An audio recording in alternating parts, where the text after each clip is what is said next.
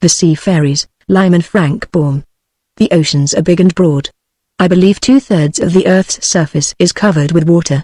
What people inhabit this water has always been a subject of curiosity to the inhabitants of the land. Strange creatures come from the seas at times, and perhaps in the ocean depths are many, more strange than mortal eye has ever gazed upon. This story is fanciful. In it the sea people talk and act much as we do, and the mermaids especially are not unlike the fairies with whom we have learned to be familiar. Yet they are real sea people, for all that, and with the exception of Zog the magician they are all supposed to exist in the ocean's depths. I am told that some very learned people deny that mermaids or sea serpents have ever inhabited the oceans, but it would be very difficult for them to prove such an assertion unless they had lived under the water as Trot and Cap'n Bill did in this story. I hope my readers who have so long followed Dorothy's adventures in the land of Oz will be interested in Trot's equally strange experiences. The ocean has always appealed to me as a veritable wonderland, and this story has been suggested to me many times by my young correspondents in their letters. Indeed, a good many children have implored me to write something about the mermaids, and I have willingly granted the request. Hollywood, 1911, L. Frank Baum. Chapter 1 Trot and Cap'n Bill. Nobody, said Cap'n Bill solemnly, ever saw a mermaid and lived to tell the tale. Why not? Asked Trot, looking earnestly up into the old sailor's face. They were seated on a bench built around a giant acacia tree that grew just at the edge of the bluff. Below them rolled the blue waves of the great Pacific. A little way behind them was the house, a neat frame cottage painted white and surrounded by huge eucalyptus and pepper trees. Still further behind that, a quarter of a mile distant but built upon a bend of the coast, was a village, overlooking a pretty bay. Cap'n Bill and Trot came often to this tree to sit and watch the ocean below them.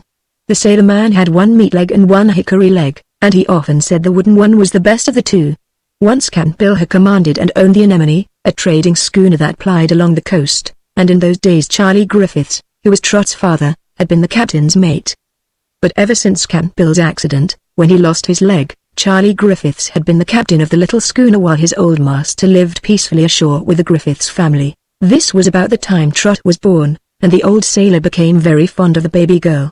Her real name was Maya, but when she grew big enough to walk, she took so many busy little steps every day that both her mother and Cap'n Bill nicknamed her Trot, and so she was thereafter mostly called. It was the old sailor who taught the child to love the sea, to love it almost as much as he and her father did, and these two, who represented the beginning and the end of life, became firm friends and constant companions. Why hasn't anybody seen a mermaid and lived? Asked Trot again. "'Cause mermaids is fairies, and ain't meant to be seen by us mortal folk," replied Cap'n Bill. "But if anyone happens to see 'em, what then, Cap?" "Then," he answered, slowly wagging his head, "the mermaids give 'em a smile and a wink, and they dive into the water and gets drowned. S'pose they knew how to swim, Cap'n Bill?" "That don't make any difference, Trot. The mermaids live deep down, and the poor mortals never come up again." The little girl was thoughtful for a moment. "But why do folks dive in the water when the mermaids smile and wink?" she asked. "Mermaids," he said gravely, "is the most beautiful creatures in the world or the water, either. You know what they're like, Trot. They's got a lovely lady's form down to the waist, and then the other half of 'em's a fish, with green and purple and pink scales all down it." "Have they got arms, Cap'n Bill?" "Course, Trot, arms like any other lady. And pretty faces that smile and look mighty sweet and fetchin'. Their hair is long and soft and silky, and floats all around 'em in the water. When they comes up atop the waves, they wring the water out'n their hair and sing songs that go right to your heart. If anybody is unlucky enough to be round just then, the beauty o' them mermaids and their sweet songs charm 'em like magic, so's they plunge into the waves to get to the mermaids. But the mermaids haven't any hearts, Trot, no more a fish has, so they laughs when the poor people drown and don't care a figure. That's why I says, and I says it true, that nobody never saw a mermaid and lived to tell the tale." "Nobody?" asked Trot. "Nobody at all. Then how do you know, Cap'n Bill?" asked the little girl, looking up into his face with big, round eyes. Cap'n Bill coughed. Then he tried to sneeze, to gain time. Then he took out his red cotton handkerchief and wiped his bald head with it, rubbing hard so as to make him think clearer. "Look, Trot, ain't that a brig out there?" he inquired, pointing to a sail far out in the sea. "How does anybody know about mermaids if those who have seen them never lived to tell about them?" she asked again. "Know what about 'em, Trot? About their green and pink scales and pretty songs and wet hair? They don't know, I guess. But mermaids just naturally has to be like that, or they wouldn't be mermaids," She thought this over. Somebody must have lived, Cap'n Bill, she declared positively. Other fairies have been seen by mortals, why not mermaids? Perhaps they have, Trot, perhaps they have, he answered musingly. I'm telling you as it was told to me, but I never stopped to inquire into the matter so close before. Seems like folks wouldn't know so much about mermaids if they hadn't seen 'em, and yet according to all accounts the victim is bound to get drowned. Perhaps, suggested Trot softly, someone found a photograph of one of 'em. That might o' been, Trot, that might o' been, answered Cap'n Bill. A nice man was Cap'n Bill, and Trot knew he always liked to explain everything so she could fully understand it. The aged sailor was not a very tall man, and some people might have called him chubby, or even fat. He wore a blue sailor shirt with white anchors worked on the corners of the broad, square collar, and his blue trousers were very wide at the bottom. He always wore one trouser leg over his wooden limb, and sometimes it would flutter in the wind like a flag because it was so wide and the wooden leg so slender. His rough kersey coat was a pea jacket and came down to his waistline. In the big pockets of his jacket he kept a wonderful jackknife, and his pipe and tobacco, and many bits of string, and matches and keys and lots of other things. Whenever Cap'n Bill thrust a chubby hand into one of his pockets, Trot watched him with breathless interest, for she never knew what he was going to pull out. The old sailor's face was brown as a berry. He had a fringe of hair around the back of his head and a fringe of whisker around the edge of his face, running from ear to ear and underneath his chin. His eyes were light blue and kind in expression. His nose was big and broad, and his few teeth were not strong enough to crack nuts with. Trot liked Cap'n Bill and had a great deal of confidence in his wisdom, and a great admiration for his ability to make tops and whistles and toys with that marvelous jackknife of his.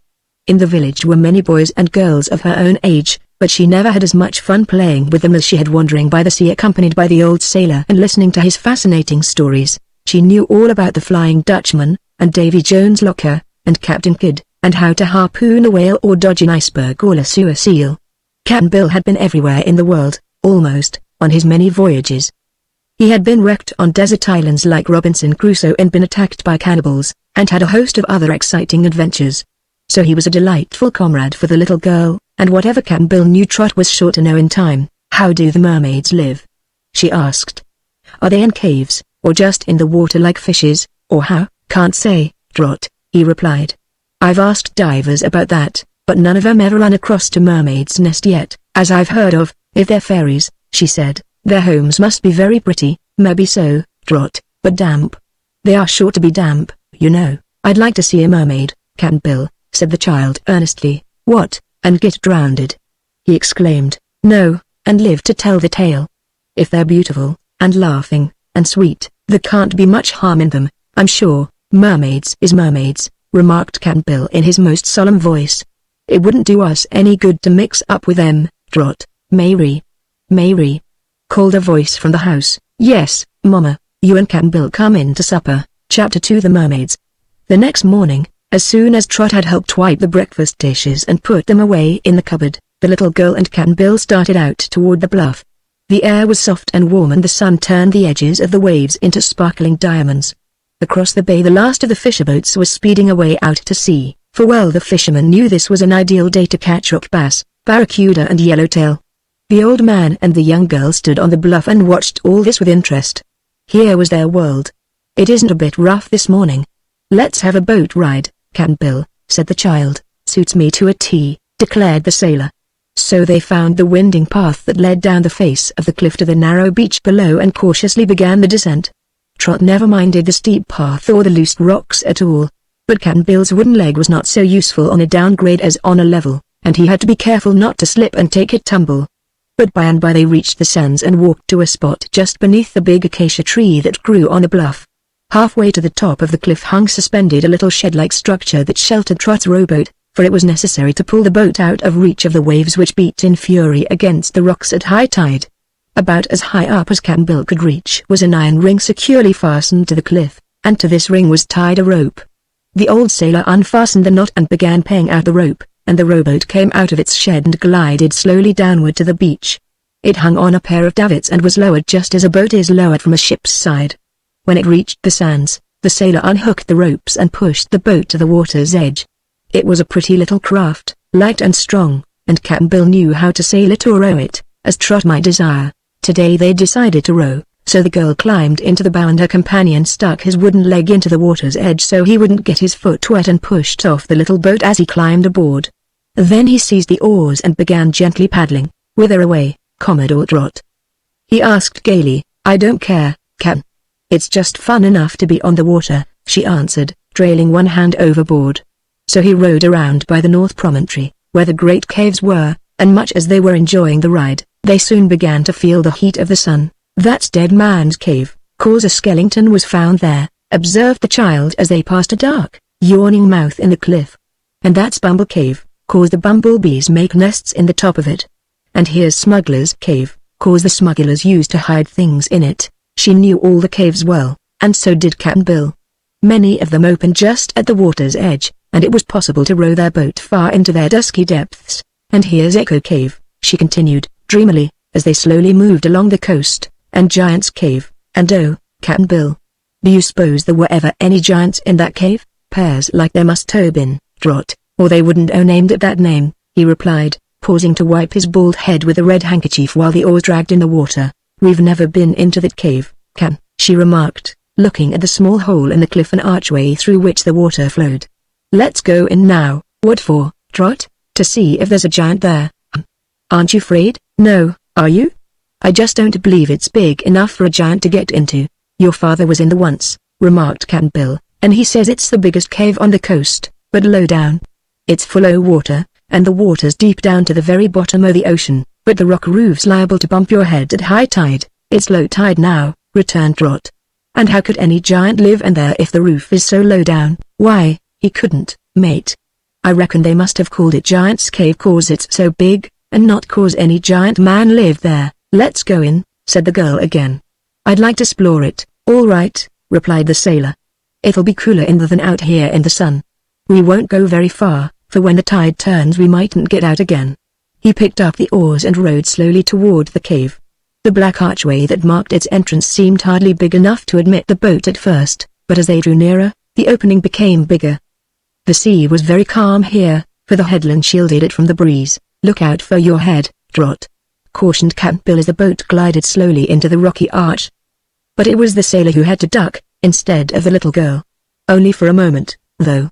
Just beyond the opening the cave was higher, and as the boat floated into the dim interior they found themselves on quite an extensive branch of the sea. For a time neither of them spoke and only the soft lapping of the water against the sides of the boat was heard. A beautiful sight met the eyes of the two adventurers and held them dumb with wonder and delight. It was not dark in this vast cave, yet the light seemed to come from underneath the water, which all around them glowed with an exquisite sapphire color. Where the little waves crept up the sides of the rocks they shone like brilliant jewels, and every drop of spray seemed a gem fit to deck a queen. Trot leaned her chin on her hands and her elbows on her lap and gazed at this charming sight with real enjoyment. Cap'n Bill drew in the oars and let the boat drift where it would while he also sat silently admiring the scene. Slowly the little craft crept further and farther into the dim interior of the vast cavern, while its two passengers feasted their eyes on the beauties constantly revealed. Both the old seaman and the little girl loved the ocean in all its various moods. To them it was a constant companion and a genial comrade. If it stormed and raved, they laughed with glee. If it rolled great breakers against the shore, they clapped their hands joyfully. If it lay slumbering at their feet, they petted and caressed it, but always they loved it. Here was the ocean yet. It had crept under the dome of overhanging rock to reveal itself crowned with sapphires and dressed in azure gown, revealing in the skies new and unexpected charms. "Good morning, Maya," said a sweet voice. Trot gave a start and looked around her in wonder. Just beside her in the water were little eddy circles within circles such as occurs when anything sinks below the surface. Did you hear that, Cap'n Bill?" she whispered solemnly. Cap'n Bill did not answer. He was staring with eyes that fairly bulged out at a place behind Trot's back, and he shook a little, as if trembling from cold. Trot turned half around, and then she stared, too. Rising from the blue water was a fair face around which floated a mass of long, blonde hair. It was a sweet, girlish face with eyes of the same deep blue as the water and red lips whose dainty smile disposed 2 rows of pearly teeth. The cheeks were plump and rosy, the brows gracefully penciled, while the chin was rounded and had a pretty dimple in it. "The most beautifulest in all the world," murmured Cap'n Bill in a voice of horror, "and no one has ever lived to tell the tale." There was a peal of merry laughter at this, laughter that rippled and echoed throughout the cavern. Just at Trot's side appeared a new face even fairer than the other, with a wealth of brown hair wreathing the lovely features. And the eyes smiled kindly into those of the child. "Are you a mermaid?" asked Trot curiously. She was not a bit afraid. They seemed both gentle and friendly. "Yes, dear," was the soft answer. "We are all mermaids," chimed a laughing chorus, and here and there, all about the boat, appeared pretty faces lying just upon the surface of the water. "Are you part fishes?" asked Trot, greatly pleased by this wonderful sight. "No, we are all mermaid," replied the one with the brown hair. "The fishes are partly like us, because they live in the sea and must move about. And you are partly like us, my dear, but have awkward stiff legs so you may walk on the land.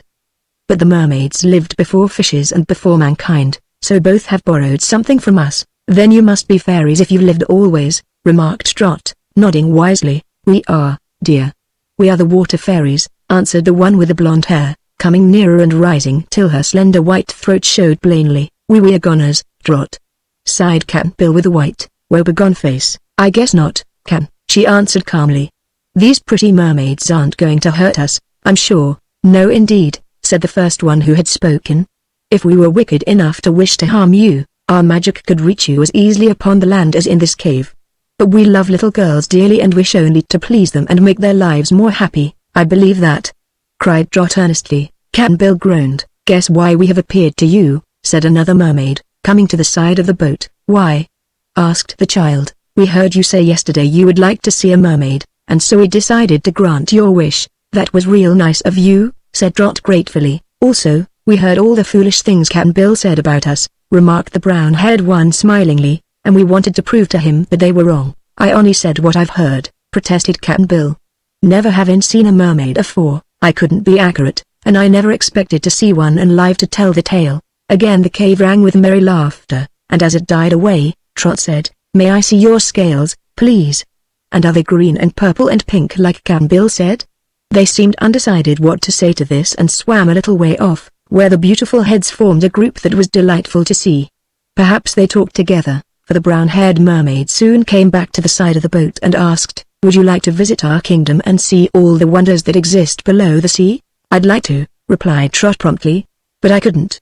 I'd get drowned." "That you would, mate," cried Cap'n Bill. "Oh no," said the mermaid. "We would make you both like one of ourselves, and then you could live within the water as easily as we do." "I don't know as I'd like that," said the child, "at least for always. You need not stay with us a moment longer than you please," returned the mermaid, smiling as if amused at the remark. "Whenever you are ready to return home, we promise to bring you to this place again and restore to you the same forms you are now wearing." "Would I have a fish's tail?" asked Trot earnestly. "You would have a mermaid's tail," was the reply. "What color would my scales be, pink or purple?" "You may choose the color yourself." "Look at Trot," said Cap'n Bill in excitement. "You ain't thinking o' doing such a fool thing, are you?" "Course I am," declared the little girl. "We don't get such invitations every day, Cap'n, and if I don't go now I may never find out how the mermaids live." "I don't care how they live, myself," said Cap'n Bill. "I just want 'em to let me live." "There's no danger," insisted Trot. "I do know about that. That's what all the other folks said when they dove after the mermaids and got drowned." "Who?" asked the girl. "I don't know who, but I've heard tell." "You've heard that no one ever saw a mermaid and lived," said Trot, "to tell the tale," he added, nodding. "And if we dives down like they says, we won't live ourselves." All the mermaids laughed at this, and the brown-haired one said, "Well, if you are afraid, don't come. You may row your boat out of this cave and never see us again, if you like. We merely thought it would please little Mia, and were willing to show her the sights of our beautiful home." "I'd like to see 'em." "All right," said Trot, her eyes glistening with pleasure. "So would I," admitted Cap'n Bill, "if we would live to tell the tale." "Don't you believe us?" asked the mermaid, fixing her lovely eyes on those of the old sailor and smiling prettily. "Are you afraid to trust us to bring you safely back?" No," said Cap'n Bill, "'tain't that. I've got to look after Trot." "Then you'll have to come with me," said Trot decidedly, "for I'm going to accept this invitation." "If you don't care to come, Cap'n Bill, you go home and tell Mother I'm visiting the mermaids. She'd scold me into shivers," moaned Cap'n Bill with a shudder. "I guess I'd rather take my chance down below." "All right, I'm ready, Miss Mermaid," said Trot. "What shall I do? Jump in, clothes and all?" "Give me your hand, dear," answered the mermaid, lifting a lovely white arm from the water. Trot took the slender hand and found it warm and soft and not a bit fishy. "My name is Clea," continued the mermaid, "and I am a princess in our deep-sea kingdom." Just then Trot gave a flop and flopped right out of the boat into the water. Cap'n Bill caught a gleam of pink scales as his little friend went overboard, and the next moment there was Trot's face in the water among those of the mermaids. She was laughing with glee as she looked up into Cap'n Bill's face and called, "Come on in, Cap'n." It didn't hurt a bit. Chapter 3 The Depths of the Deep Blue Sea. Cap'n Bill stood up in the boat as if undecided what to do. Never a sailor man was more bewildered than this old fellow by the strangeness of the adventure he had encountered. At first he could hardly believe it was all true and that he was not dreaming, but there was Trot in the water, laughing with the mermaids and floating comfortably about, and he couldn't leave his dear little companion to make the trip to the depths of the ocean alone. "Take my hand, please, Cap'n Bill," said Princess Clea, reaching her dainty arm toward him, and suddenly the old man took courage and clasped the soft fingers in his own. He had to lean over the boat to do this, and then there came a queer lightness to his legs and he had a great longing to be in the water. So he gave a flop and flopped in beside Trot, where he found himself comfortable enough, but somewhat frightened. "Law sakes!" he gasped. "Here's me in the water with my rheumatics. I'll be that stiff termer I can't wiggle." "You're wiggling all right now," observed Trot. "That's a fine tail you've got, Cap'n, and its green scales is just beautiful." "Aren't they green, eh?" he asked, twisting around to try to see them. "Green as emeralds, Cap'n." "How do they feel?" "Feel, Trot, feel? Why, this tail beats that old wooden leg all holler. I can do stunts now that I couldn't o' done in 1,000 years with a peg, and don't be afraid of the rheumatism," advised the princess. "No mermaid ever catches cold or suffers pain in the water." "Is Cap'n Bill a mermaid now?" asked Trot. "Why, he's a merman, I suppose," laughed the pretty princess. "But when he gets home, he will be just Cap'n Bill again, wooden leg and all?" inquired the child. "To be sure, my dear." The sailor was now trying his newly discovered power of swimming, and became astonished at the feats he could accomplish. He could dart this way and that with wonderful speed, and turn and dive, and caper about in the water far better than he had ever been able to do on land even before he got the wooden leg.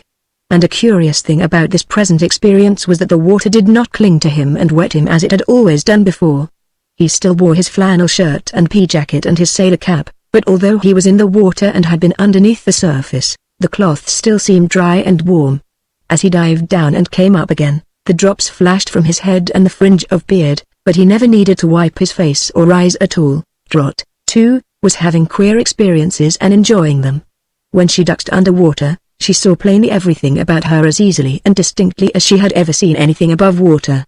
And by looking over her shoulder she could watch the motion of her new tail, all covered with pretty iridescent pink scales, which gleamed like jewels. She wore her dress the same as before, and the water failed to affect it in the least.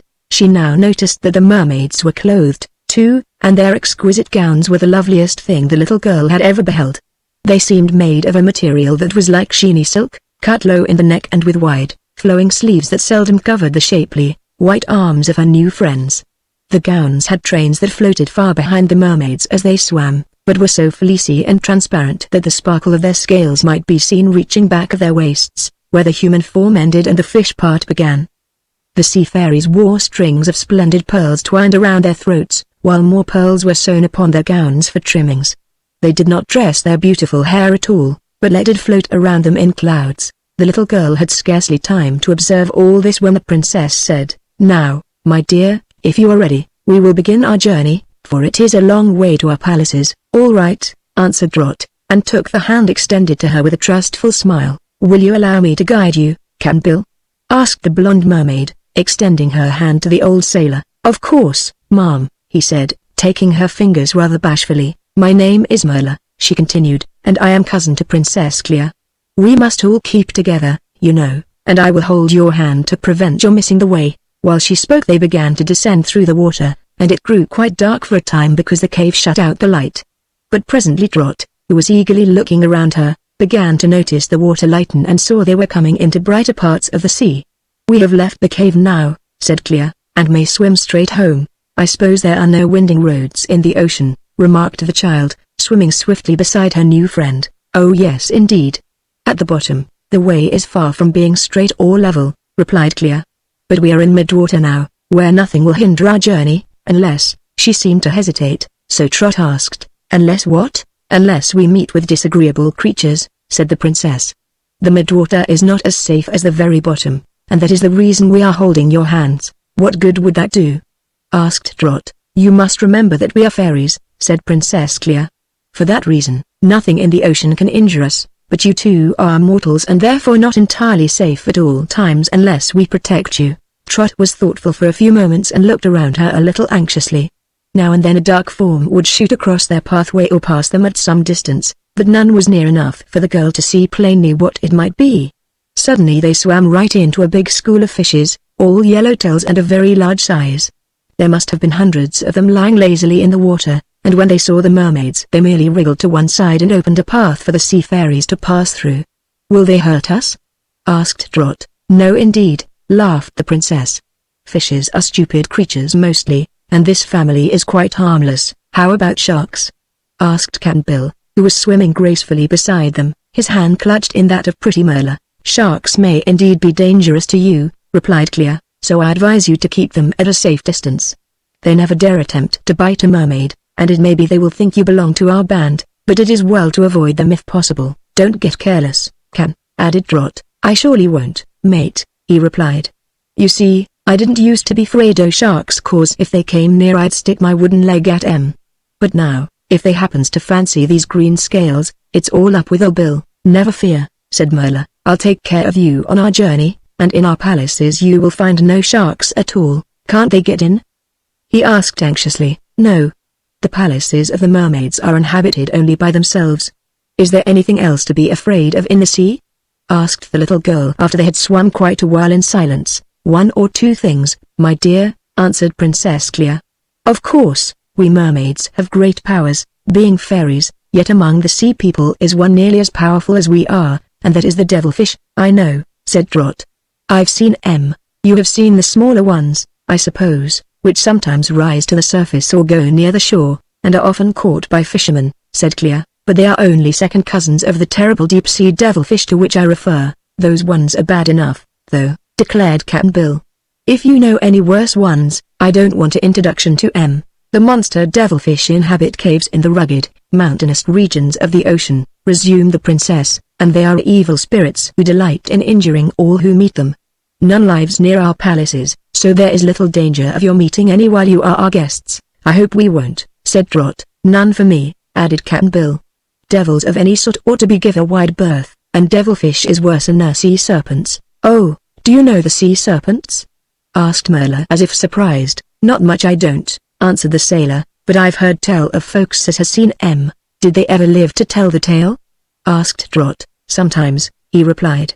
"They's awful creatures, mate. How easy it is to be mistaken," said Princess Clear softly. "We know the sea serpents very well, and we like them." "You do?" exclaimed Trot. "Yes, dear. There are only 3 of them in all the world, and not only are they harmless, but quite bashful and shy. They are kind-hearted, too, and although not beautiful in appearance, they do many kind deeds and are generally beloved." "Where do they live?"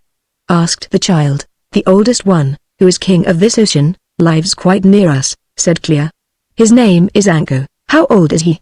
inquired Cap'n Bill curiously. "No one knows. He was here before the ocean came, and he stayed here because he learned to like the water better than the land as a habitation. Perhaps King Anko is 10,000 years old, perhaps 20,000. We often lose track of the centuries down here in the sea." "That's pretty old, isn't it?" said Trot.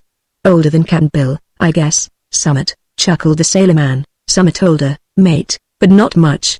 Perhaps the sea serpent ain't got grey whiskers." "Oh yes he has," responded Merla with a laugh. "And so have his 2 brothers, Anko and Dinko. They each have an ocean of their own, you know, and once every 100 years they come here to visit their brother Anko. So we've seen all 3 many times." "Why, how old are mermaids, then?" asked Trot, looking around at the beautiful creatures wonderingly. "We are like all ladies of uncertain age," rejoined the princess with a smile.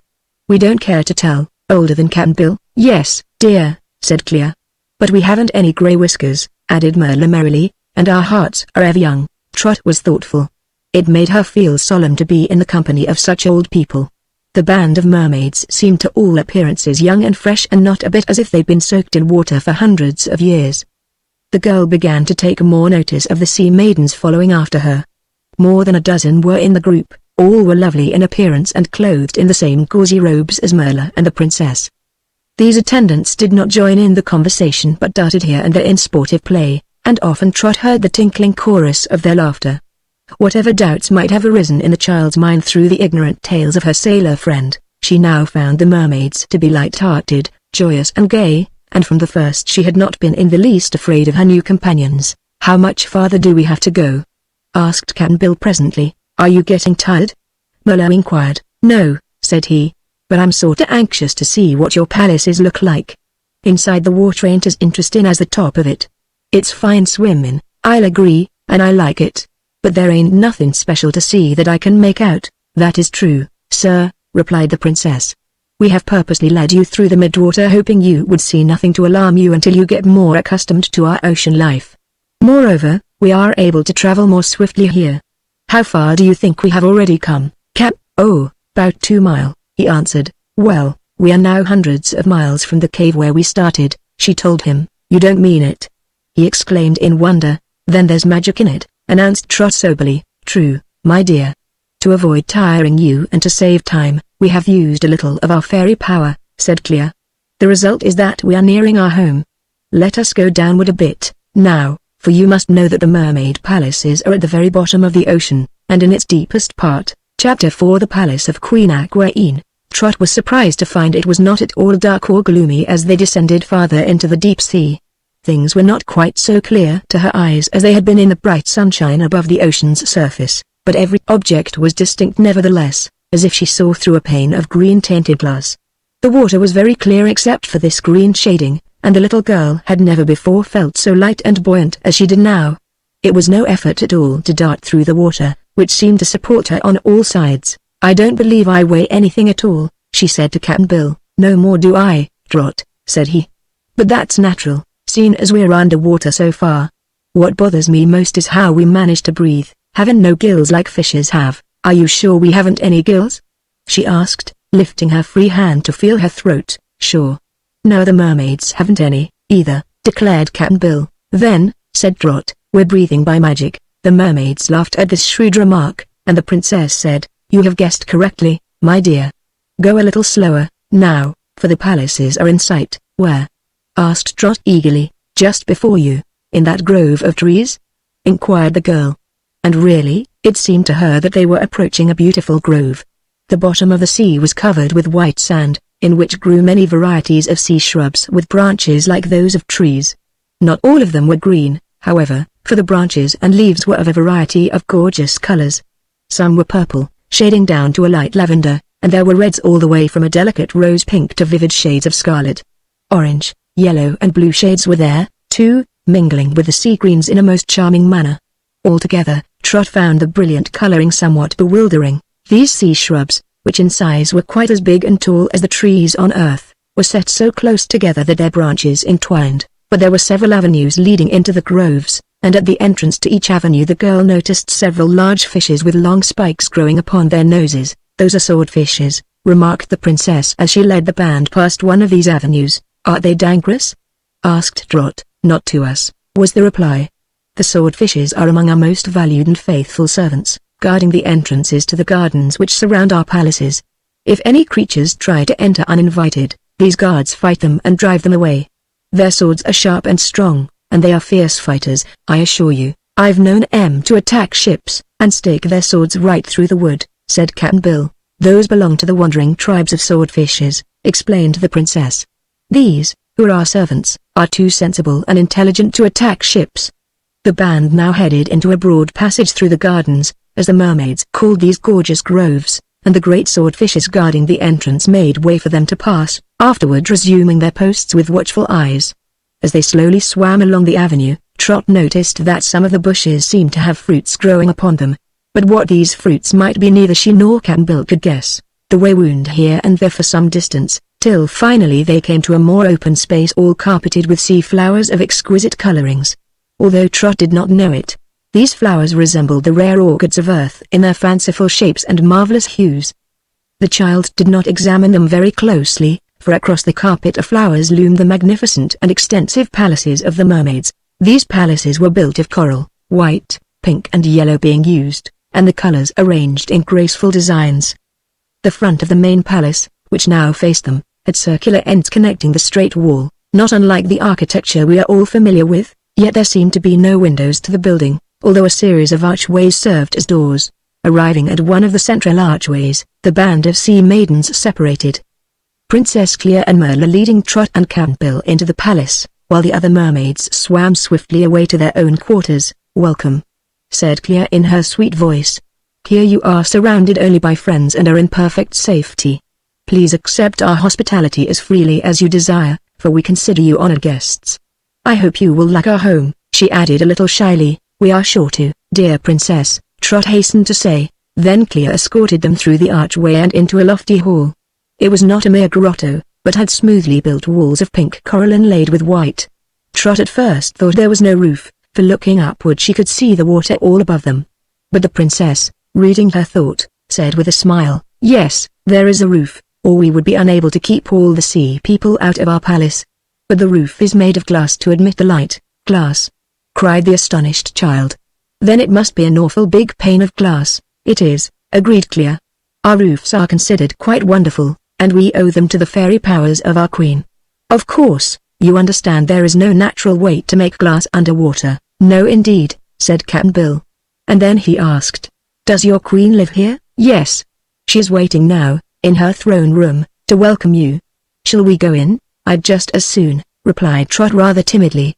But she boldly followed the princess, who glided through another arch into another small room where several mermaids were reclining upon couches of coral. They were beautifully dressed and wore many sparkling jewels. "Her Majesty is awaiting the strangers." "Princess Clea," announced one of these. "You are asked to enter at once." "Come, then," said Clea, and once more taking Trot's hand, she led the girl through still another arch, while Merla followed just behind them, escorting Cap'n Bill. They now entered an apartment so gorgeous that the child fairly gasped with astonishment. The Queen's throne room was indeed the grandest and the most beautiful chamber in all the ocean palaces. Its coral walls were thickly inlaid with mother-of-pearl, exquisitely shaded and made into borders and floral decorations. In the corners were cabinets, upon the shelves of which many curious shells were arranged, all beautifully polished. The floor glittered with gems arranged in patterns of flowers, like a brilliant carpet. Near the center of the room was a raised platform of mother-of-pearl upon which stood a couch thickly studded with diamonds, rubies, emeralds and pearls.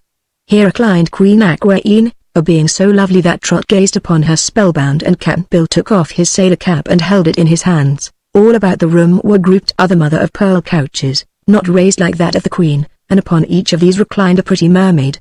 They could not sit down as we do, Trot readily understood, because of their tails, but they rested very gracefully upon the couches with their trailing gauzy robes arranged in fleecy folds. When Clea and Merla escorted the strangers down the length of the great room toward the royal throne, they met with pleasant looks and smiles on every side, for the sea maidens were too polite to indulge in curious stares. They paused just before the throne, and the Queen raised her head upon one elbow to observe them. "Welcome, Maya," she said, "and welcome, Cap'n Bill. I trust you are pleased with your glimpse of the life beneath the surface of our sea." "I am," answered Trot, looking admiringly at the beautiful face of the Queen. "It's almighty curves and strange-like," said the sailor slowly. "I'd no idea you mermaids were like this, at all. Allow me to explain that it was to correct your wrong ideas about us that led me to invite you to visit us," replied the Queen. "We usually pay little heed to the Earth people, for we are content in our own dominions, but, of course, we know all that goes on upon your Earth. So when Princess Clea chanced to overhear your absurd statements concerning us, we were greatly amused and decided to let you see with your own eyes just what we are like." "I'm glad you did," answered Cap'n Bill, dropping his eyes in some confusion as he remembered his former description of the mermaids. "Now that you are here," continued the Queen in a cordial, friendly tone, "you may as well remain with us a few days and see the wonderful sights of our ocean." "I'm much obliged to you, Mom," said Trot, "and I'd like to stay ever so much. But Mother worries just dreadfully if we don't get home in time." "I'll arrange all that," said Aquaine with a smile. "How?" asked the girl. "I will make your mother forget the passage of time so she will not realize how long you are away." "Then she cannot worry." "Can you do that?" inquired Trot. "Very easily. I will send your mother into a deep sleep that will last until you are ready to return home. Just at present she is seated in her chair by the front windows, engaged in knitting." The Queen paused to raise an arm and wave it slowly to and fro. Then she added, "Now your good mother is asleep, little Maya, and instead of worries I promise her pleasant dreams. Won't someone rob the house while she's asleep?" asked the child anxiously. "No, dear. My charm will protect the house from any intrusion." "That's fine!" exclaimed Trot in delight. "It's just one airful," said Cap'n Bill. "I wish I knew it was so. Trot's mother has an awful sharp tongue when she's worried. You may see for yourselves," declared the Queen, and waved her hand again. At once they saw before them the room in the cottage, with Maya's mother asleep by the window. Her knitting was in her lap, and the cat lay curled up beside her chair. It was also natural that Trot thought she could hear the clock over the fireplace tick.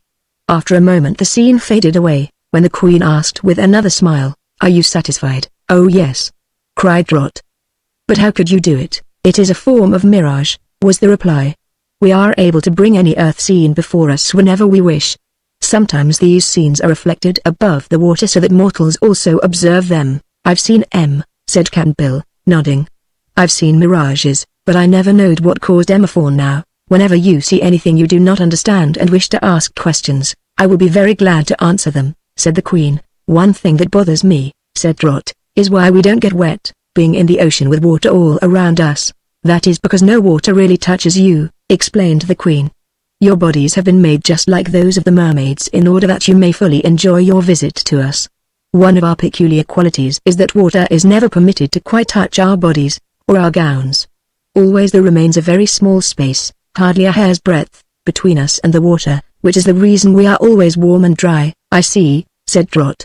"That's why you don't get soggy or withered." "Exactly," laughed the Queen, and the other mermaids joined in her merriment. "I suppose that's how we can breathe without gills," remarked Cap'n Bill thoughtfully. "Yes. The air space is constantly replenished from the water, which contains air, and this enables us to breathe as freely as you do upon the earth."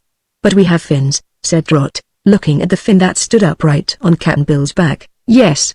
They allow us to guide ourselves as we swim, and so are very useful," replied the Queen. "They make us more finished," said Cap'n Bill with a chuckle. Then, suddenly becoming grave, he added, "How about my rheumatics, Mom? Ain't I likely to get stiffened up with all this dampness?" "No indeed," Aquaine answered. "There is no such thing as rheumatism in all our dominions. I promise no evil result shall follow this visit to us, so please be as happy and contented as possible." Chapter 5 The Sea Serpent. Just then Trot happened to look up at the glass roof and saw a startling sight. A big head with a face surrounded by stubby grey whiskers was poised just over them, and the head was connected with a long, curved body that looked much like a sewer pipe. "Oh, there is King Anko," said the Queen, following the child's gaze. "Open a door and let him in, clear, for I suppose our old friend is anxious to see the Earth people." "Won't he hurt us?" asked the little girl with a shiver of fear. "Who, Anko?" "Oh no, my dear. We are very fond of the sea serpent, who is king of this ocean, although he does not rule the mermaids. Old Anko is a very agreeable fellow, as you will soon discover." "Can he talk?" asked Trot. "Yes indeed, and can we understand what he says?" "Perfectly," replied the Queen. "I have given you power, while you remain here, to understand the language of every inhabitant of the sea." "That's nice," said Trot gratefully. The Princess Clear swam slowly to one of the walls of the throne room where, at a wave of her hand, a round hole appeared in the coral. The sea serpent at once observed this opening and the head left the roof of glass only to reappear presently at the round hole. Through this he slowly crawled until his head was just beneath the throne of Queen Aquaine, who said to him, "Good morning, Your Majesty. I hope you are quite well?" "Quite well, thank Your Majesty," answered Anko, and then he turned to the strangers. "I suppose these are the Earth folks you were expecting?" "Yes," returned the Queen. "The girl is named Maya and the man Cap'n Bill." While the sea serpent looked at the visitors, they ventured to look at him. He certainly was a queer creature, yet Trot decided he was not at all frightful. His head was round as a ball, but his ears were sharp-pointed and had tassels at the ends of them. His nose was flat, and his mouth very wide indeed, but his eyes were blue and gentle in expression. The white, stubby hairs that surrounded his face were not thick like a beard, but scattered and scraggly. From the head, the long, brown body of the sea serpent extended to the hole in the coral wall, which was just big enough to admit it, and how much more of the body remained outside the child could not tell. On the back of the body were several fins, which made the creature look more like an eel than a serpent. "The girl is young and the man is old," said King Anko in a soft voice. "But I'm quite sure Cap'n Bill isn't as old as I am," How old are you? Asked the sailor. I can't say exactly. I can remember several thousands of years back, but beyond that my memory fails me. How's your memory, Cap'n Bill? You've got me beat, was the reply. I'll give and that you're older than I am. This seemed to please the sea serpent. Are you well? He asked. Pretty fair, said Cap'n Bill. How's yourself? Oh, I'm very well, thank you, answered Anko. I never remember to have had a pain but 3 times in my life. The last time was when Julius Caesar was on Earth. You mean Julius Caesar, said Trot, correcting him. No, I mean Julius Caesar, insisted the sea serpent. That was his real name, Caesar. They called him Caesar sometimes just because he took everything he could lay hands on. I ought to know, because I saw him when he was alive. Did you see him when he was alive, Cap'n Bill? I reckon not, admitted the sailor. That time I had a toothache, continued Anko. But I got a lobster to pull the tooth with his claw, so the pain was soon over. Did it hurt to pull it? Asked Trot. Hurt? Exclaimed the sea serpent, groaning at the recollection. My dear, those creatures have been called lobsters ever since. The second pain I had way back in the time of Nebuchadnezzar. Oh, I suppose you mean Nebuchadnezzar, said Trot. Do you call him that now? Asked the sea serpent as if surprised. He used to be called Nebuchadnezzar when he was alive, but this new way of spelling seems to get everything mixed up. Nebuchadnezzar doesn't mean anything at all, it seems to me. It means he ate grass, said the child. Oh no, he didn't, declared the sea serpent. He was the first to discover that lettuce was good to eat, and he became very fond of it. The people may have called it grass, but they were wrong. I ought to know, because I was alive when Nebuchadnezzar lived. Were you alive, then? No, said Trot. The pain I had then, remarked Anko, was caused by a kink in my tail about 300 feet from the end. There was an old octopus who did not like me, and so he tied a knot in my tail when I wasn't looking. What did you do? Asked Cap'n Bill. Well, first I transformed the octopus into a jellyfish, and then I waited for the tide to turn. When my tail was untied, the pain stopped. I don't understand that, said Trot, somewhat bewildered. Thank you, my dear, replied the sea serpent in a grateful voice. People who are always understood are very common.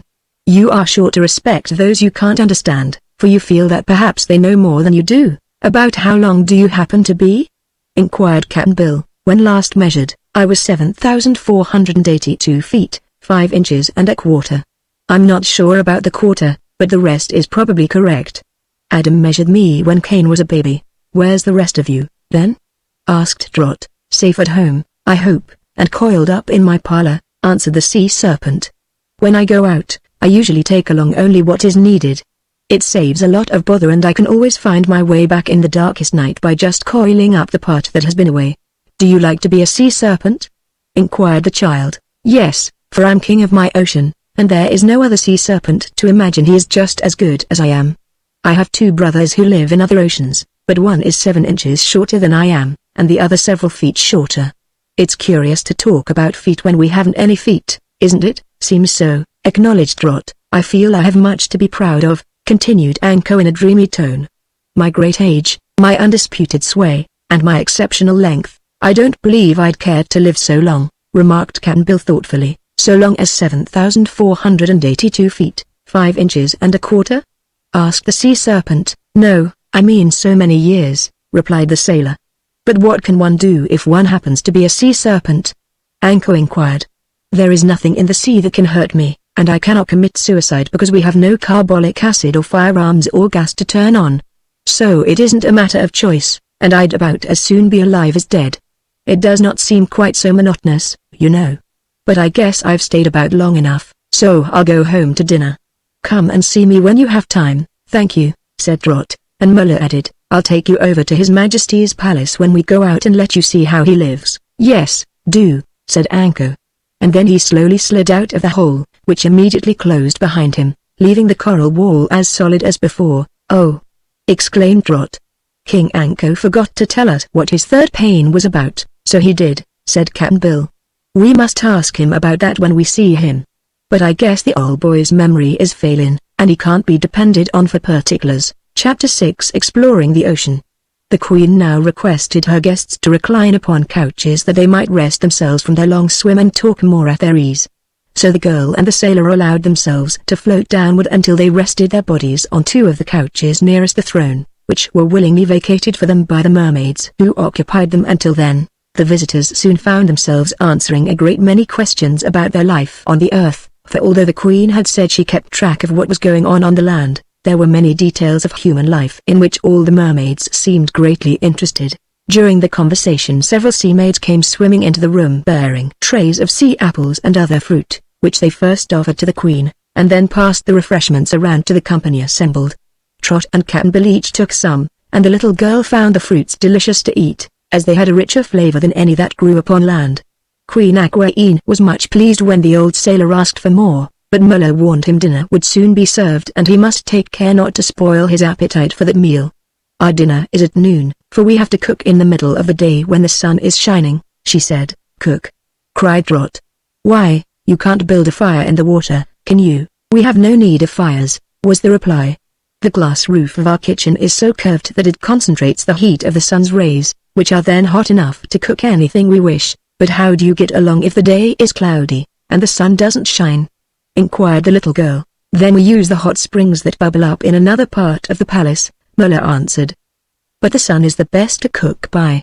So it was no surprise to Trot when, about noon, dinner was announced and all the mermaids, headed by their queen and their guests, swam into another spacious room where a great, long table was laid.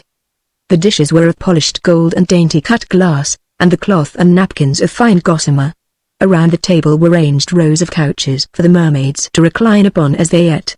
Only the nobility and favorites of Queen Aquaine were invited to partake of this repast, for Cleo explained that tables were set for the other mermaids in different parts of the numerous palaces.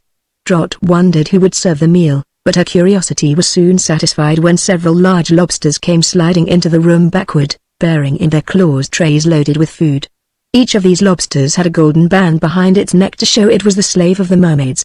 These curious waiters were fussy creatures, and Trot found much amusement in watching their odd motions. They were so spry and excitable that at times they ran against one another and upset the platters of food, after which they began to scold and argue as to whose fault it was, until one of the mermaids quietly rebuked them and asked them to be more quiet and more careful. The queen's guests had no cause to complain of the dinner provided. First the lobsters served bowls of turtle soup, which proved hot and deliciously flavored. Then came salmon steaks fried in fish oil, with a fungus bread that tasted much like field mushrooms. Oysters, clams, soft-shell crabs and various preparations of seafoods followed. The salad was a delicate leaf from some seaweed that Trot thought was much nicer than lettuce.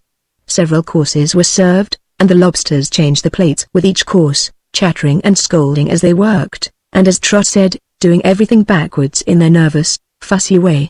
Many of the things offered them to eat were unknown to the visitors, and the child was suspicious of some of them. But Cap'n Bill asked no questions and ate everything offered him, so Trot decided to follow his example. Certain it is they found the meal very satisfying, and evidently there was no danger of their being hungry while they remained the guests of the mermaids. When the fruits came, Trot thought that must be the last course of the big dinner. But following the fruits were ice creams frozen into the shape of flowers. "How funny," said the child, "to be eating ice cream at the bottom of the sea. Why does that surprise you?" inquired the queen. "I can't see where you get the ice to freeze it," Trot replied. "It is brought to us from the icebergs that float in the northern parts of the ocean," explained Merla. "Oh course, Trot. You ought to thought of that." "I did," said Cap'n Bill. The little girl was glad there was no more to eat, for she was ashamed to feel she had eaten every morsel she could. Her only excuse for being so greedy was that everything tasted just splendid. As she told the queen, "And now," said Aquaine, "I will send you out for a swim with Merla, who will show you some of the curious sights of our sea. You need not go far this afternoon. And when you return, we will have another interesting talk together." So the blonde mermaid led Trot and Cap'n Bill outside the palace walls, where they found themselves in the pretty flower gardens. "I'd feel all right, mate, if I could have a smoke," remarked the old sailor to the child, "but that's a thing as can't be did here in the water." "Why not?" asked Merla, who overheard him. "A pipe has to be lighted, and a match wouldn't burn," he replied. "Try it," suggested the mermaid. "I do not mind your smoking at all, if it will give you pleasure. It's a bad habit I've got, and I'm too old to break myself of it," said Cap'n Bill. Then he felt in the big pocket of his coat and took out a pipe and a bag of tobacco. After he had carefully filled his pipe, rejoicing in the fact that the tobacco was not at all wet, He took out his matchbox and struck a light. The match burned brightly, and soon the sailor was puffing the smoke from his pipe in great contentment. The smoke ascended through the water in the shape of bubbles, and Trot wondered what anyone who happened to be floating upon the surface of the ocean would think to see smoke coming from the water. "Well, I find I can smoke, all right," remarked Cap'n Bill, "but it bothers me to understand why." "It is because of the airspace existing between the water and everything you have about you," explained Merla. "But now, if you will come this way, I will take you to visit some of our neighbors." They passed over the carpet of sea flowers, the gorgeous blossoms swaying on their stems as the motion of the people in the water above them disturbed their repose, and presently the three entered the dense shrubbery surrounding the palace. They had not proceeded far when they came to a clearing among the bushes, and here Merla paused. Trot and Cap'n Bill paused, too, for floating in the clear water was a group of beautiful shapes that the child thought looked like molds of wine jelly. They were round as a dinner plate, soft and transparent, but tinted in such lovely hues that no artist's brush has ever been able to imitate them. Some were deep sapphire blue, others rose pink, still others a delicate topaz color. They seemed to have neither heads, eyes nor ears, yet it was easy to see they were alive and able to float in any direction they wished to go. In shape they resembled inverted flower pots, with the upper edges fluted, and from the centers floated what seemed to be bouquets of flowers. "How pretty!" exclaimed Trot, enraptured by the sight. "Yes, this is a rare variety of jellyfish," replied Merla. "The creatures are not so delicate as they appear, and live for a long time unless they get too near the surface and the waves wash them ashore." After watching the jellyfish a few moments, they followed Merla through the grove, and soon a low chant, like that of an Indian song, fell upon their ears. It was a chorus of many small voices and grew louder as they swam on. Presently a big rock rose suddenly before them from the bottom of the sea, rearing its steep side far up into the water overhead, and this rock was thickly covered with tiny shells that clung fast to its surface. The chorus they heard appeared to come from these shells, and Merla said to her companions, "These are the singing barnacles.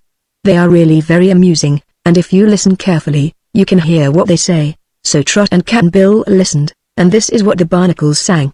"We went to Topsy-Turvy Land to see a man-o'-war, and we were much attached to it, because we simply were. We found an anchor right within the mud upon the lee for the ghost of Jonah's whale. He ran away and went to sea.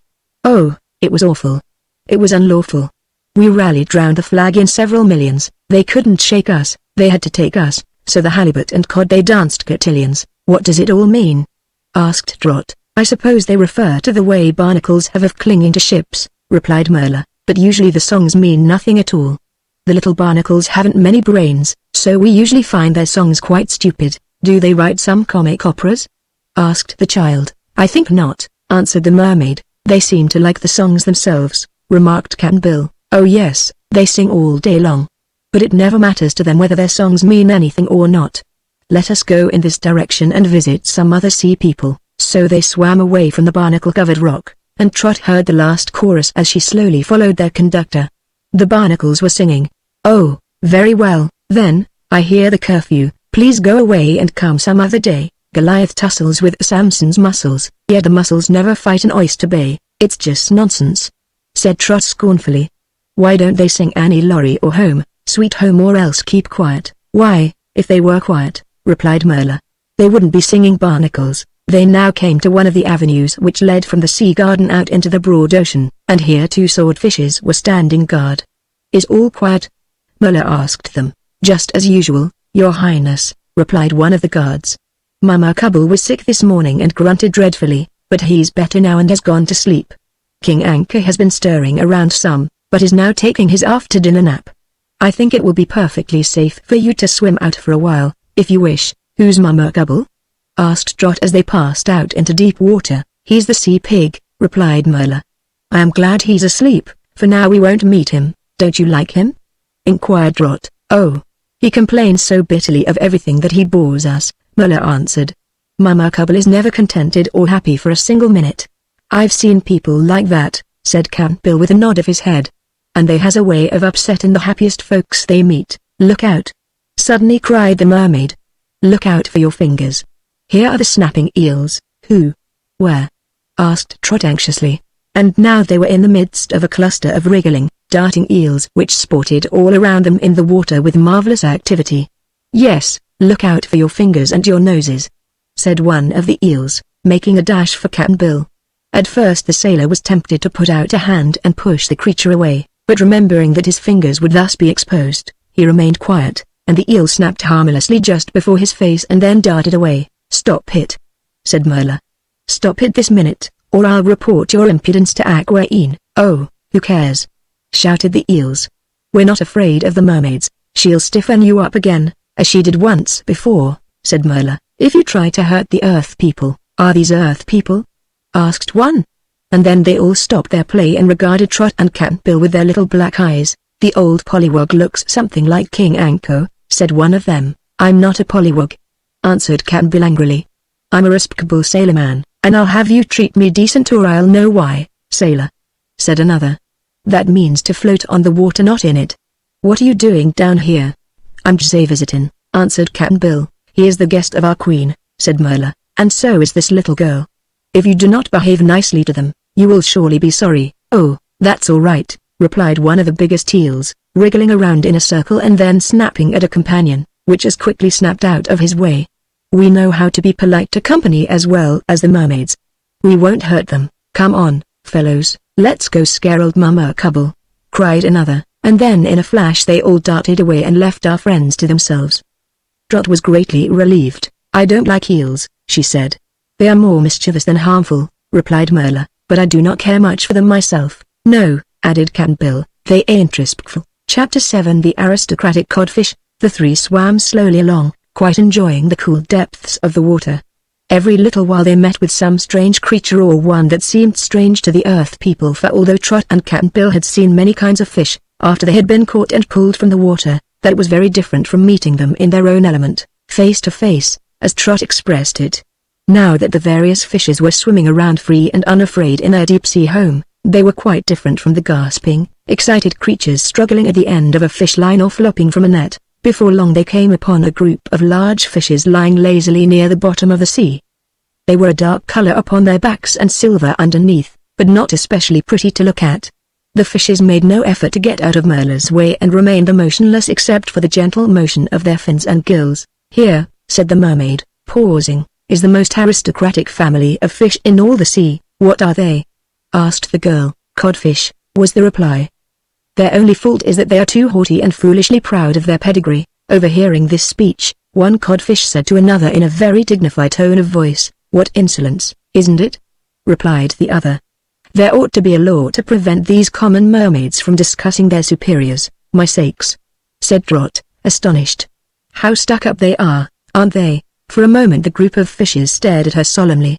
Then one of them remarked in a disdainful manner, "Come, my dear, let us leave these vulgar creatures." "I'm not as vulgar as you are," exclaimed Trot, much offended by this speech. "Where I come from, we only eat codfish when there's nothing else in the house to eat." "How absurd," observed one of the creatures arrogantly. "Eat codfish indeed," said another in a lofty manner. "Yes, and you're pretty salty, too, I can tell you. At home you're nothing but a pickup," said Trot. "Dear me," exclaimed the first fish who had spoken. "Must we stand this insulting language and from a person to whom we have never been introduced?" "I don't need no introduction," replied the girl. "I've eaten you, and you always make me thirsty." Merla laughed merrily at this, and the codfish said, with much dignity, "Come, fellow aristocrats, let us go." "Never mind, we're going ourselves," announced Merla, and followed by her guests the pretty mermaid swam away. "I've heard tell of codfish aristocracy," said Cap'n Bill, "but I never know exactly what it meant afore. They just made me mad with all their airs," observed Trot, "so I gave 'em a piece of my mind." "You surely did, mate," said the sailor, "but I ain't sure they understand what they're like when they're salted and hung up in the pantry. Folks generally get stuck up 'cause they don't know theirselves like other folks knows 'em." "We are near Crabville now," declared Merla. "Shall we visit the crabs and see what they are doing?" "Yes, let's," replied Trot. "The crabs are lots of fun. I've often caught them among the rocks on the shore and laughed at the way they act. Wasn't it funny at dinner time to see the way they slid around with the plates?" "Those were not crabs, but lobsters and crawfish," remarked the mermaid. "They are very intelligent creatures, and by making them serve us we save ourselves much household work. Of course, they are awkward and provoke us sometimes, but no servants are perfect, it is said, so we get along with ours as well as we can." "They're all right," protested the child, "even if they did tip things over once in a while." But it is easy to work in a sea palace, I'm sure, because there's no dusting or sweeping to be done, or scrubbing," added Cap'n Bill. "The crabs," said Merla, "are second cousins to the lobsters, although much smaller in size. There are many families or varieties of crabs, and so many of them live in one place near here that we call it Crabville. I think you will enjoy seeing these little creatures in their native haunts." They now approached a kelp bed, the straight, thin stems of the kelp running far upward to the surface of the water. Here and there upon the stalks were leaves, but Trot thought the growing kelp looked much like sticks of macaroni, except they were a rich red-brown color. It was beyond the kelp which they had to push aside as they swam through, so thickly did it grow that they came to a higher level, a sort of plateau on the ocean's bottom. It was covered with scattered rocks of all sizes, which appeared to have broken off from big shelving rocks they observed nearby. The place they entered seemed like one of the rocky canyons you often see upon the earth. "Here live the fiddler crabs," said Merla. "But we must have taken them by surprise, it is so quiet." Even as she spoke, there was a stirring and scrambling among the rocks, and soon scores of light green crabs were gathered before the visitors. The crabs bore fiddles of all sorts and shapes in their claws, and one big fellow carried a leader's baton. The latter crab climbed upon a flat rock and in an excited voice called out, "Ready, now ready, good fiddlers. We'll play number 19, Hail to the Mermaids. Ready. Take aim. Fire away." At this command every crab began scraping at his fiddle as hard as he could, and the sounds were so shrill and unmusical that Trot wondered when they would begin to play a tune. But they never did. It was one regular mix-up of sounds from beginning to end. When the noise finally stopped, the leader turned to his visitors and, waving his baton toward them, asked, "Well, what did you think of that?" "Not much," said Trot honestly. "What's it all about?" "I composed it myself," said the fiddler crab. "But it's highly classical, I admit. All really great music is an acquired taste." "I don't like it," remarked Cap'n Bill. "It might do all right to stir up a racket New Year's Eve, but to call that screeching music." Just then the crabs started fiddling again, harder than ever, and as it promised to be a long performance, they left the little creatures scraping away at their fiddles as if for dear life and swam along the rocky canyon until, on turning a corner, they came upon a new and different scene. There were crabs here, too, many of them, and they were performing the queerest antics imaginable.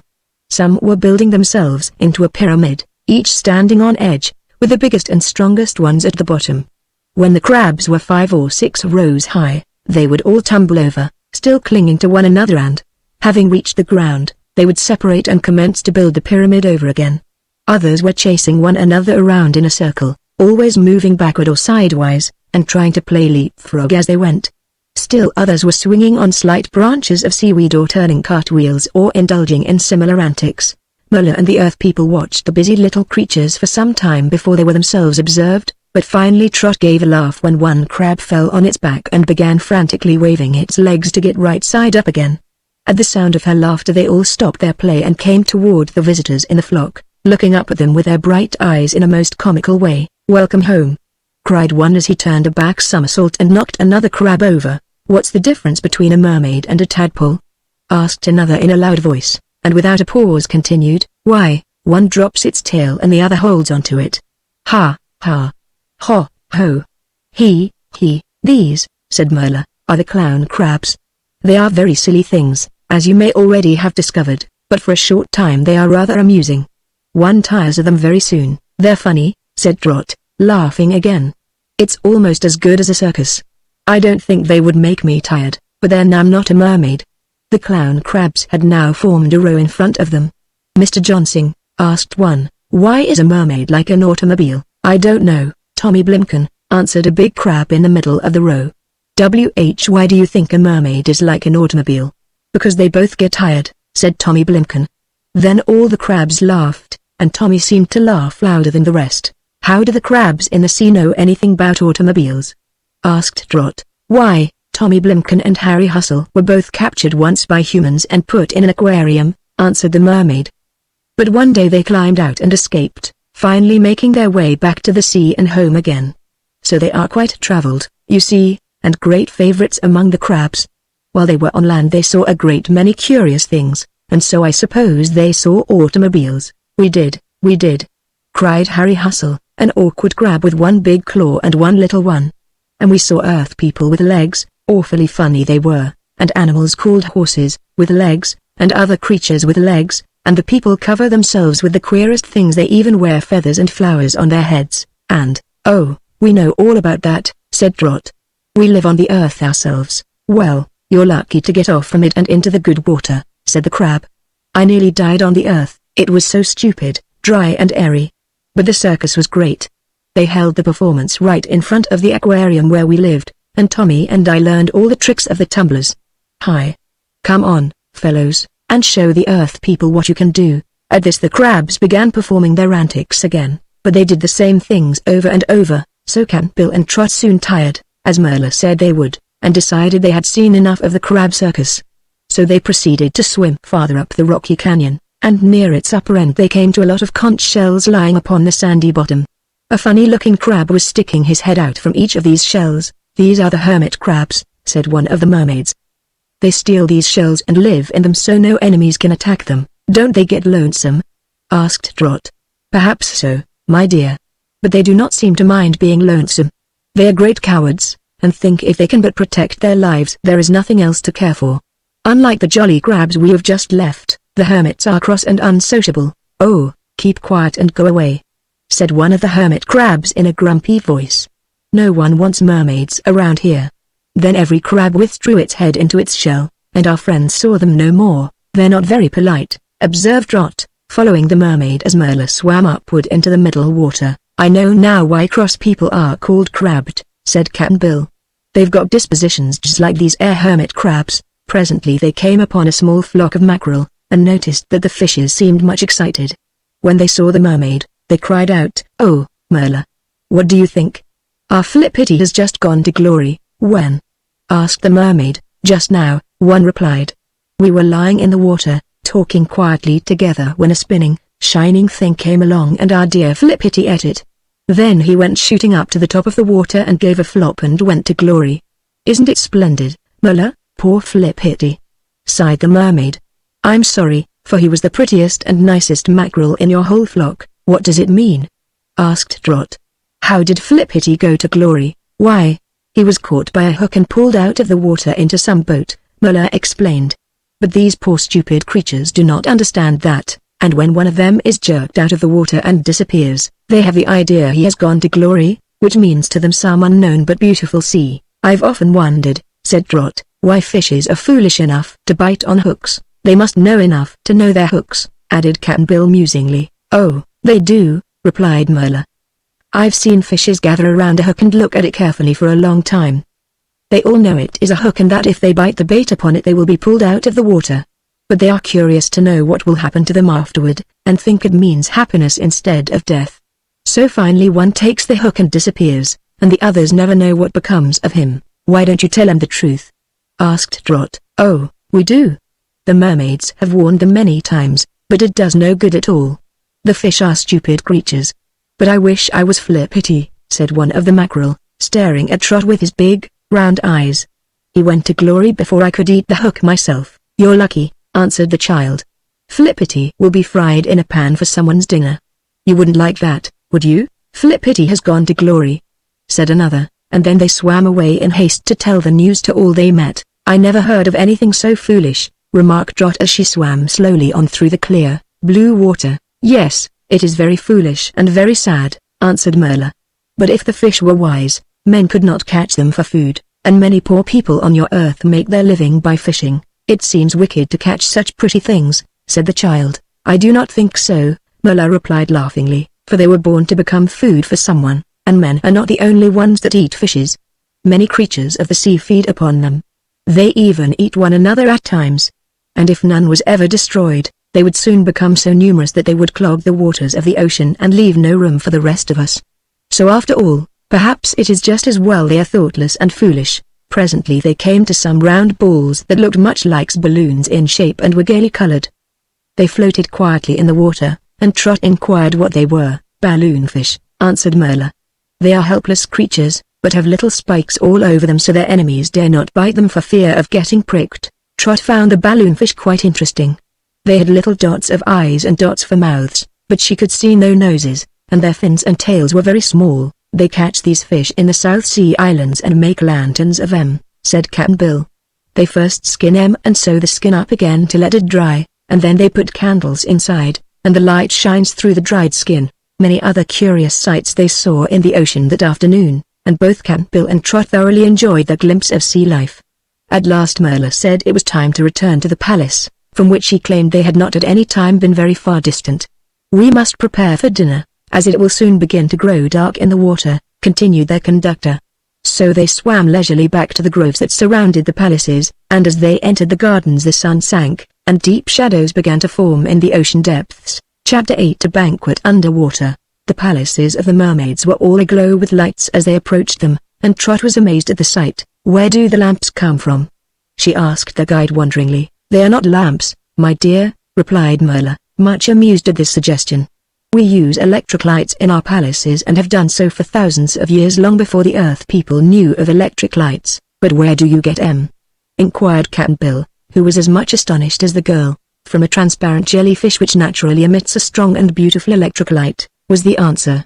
"We have many hundreds of them in our palaces, as you will presently see." Their way was now lighted by small, phosphorescent creatures scattered about the sea gardens, and which Merla informed them were hyalea, or sea glowworms.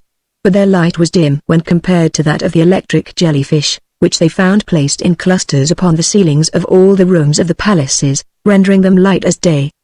Trot watched these curious creatures with delight, for delicately colored lights ran around their bodies in every direction in a continuous stream, shedding splendid rays throughout the vast halls. A group of mermaids met the visitors in the hall of the main palace and told Merla the Queen had instructed them to show the guests to their rooms as soon as they arrived. So Trot followed two of them through several passages, after which they swam upward and entered a circular opening.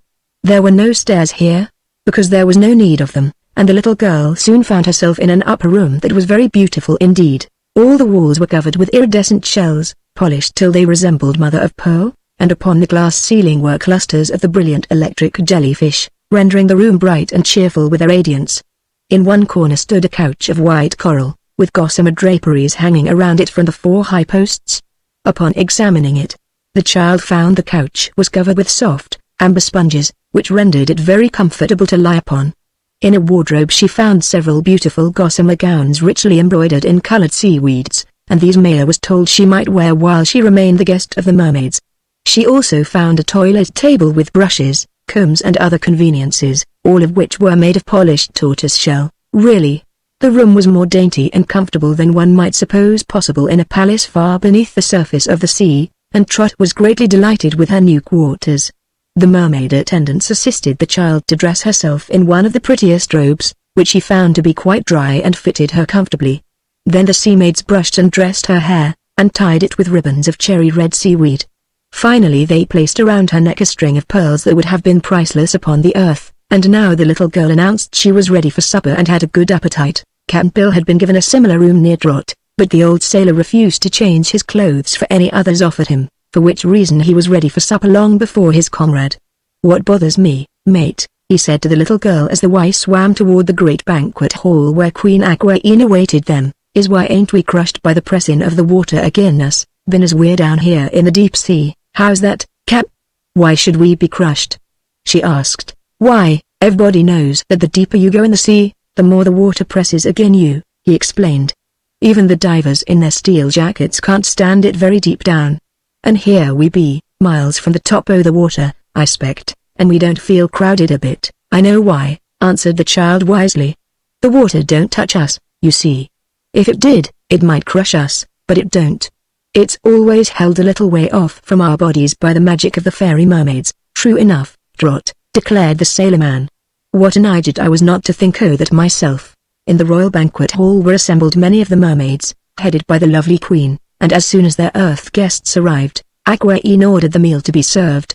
The lobsters again waited upon the table, wearing little white caps and aprons which made them look very funny, but Trot was so hungry after her afternoon's excursion that she did not pay as much attention to the lobsters as she did to her supper, which was very delicious and consisted of many courses. A lobster spilled some soup on Cap'n Bill's bald head and made him yell for a minute, because it was hot and he had not expected it, but the queen apologized very sweetly for the awkwardness of her servants, and the sailor soon forgot all about the incident in his enjoyment of the meal. After the feast ended, they all went to the big reception room, where some of the mermaids played upon harps while others sang pretty songs.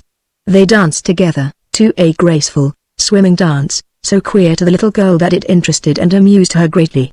Cap'n Bill seemed a bit bashful among so many beautiful mermaids, yet he was pleased when the Queen offered him a place beside her throne, where he could see and hear all the delightful entertainment provided for the royal guests.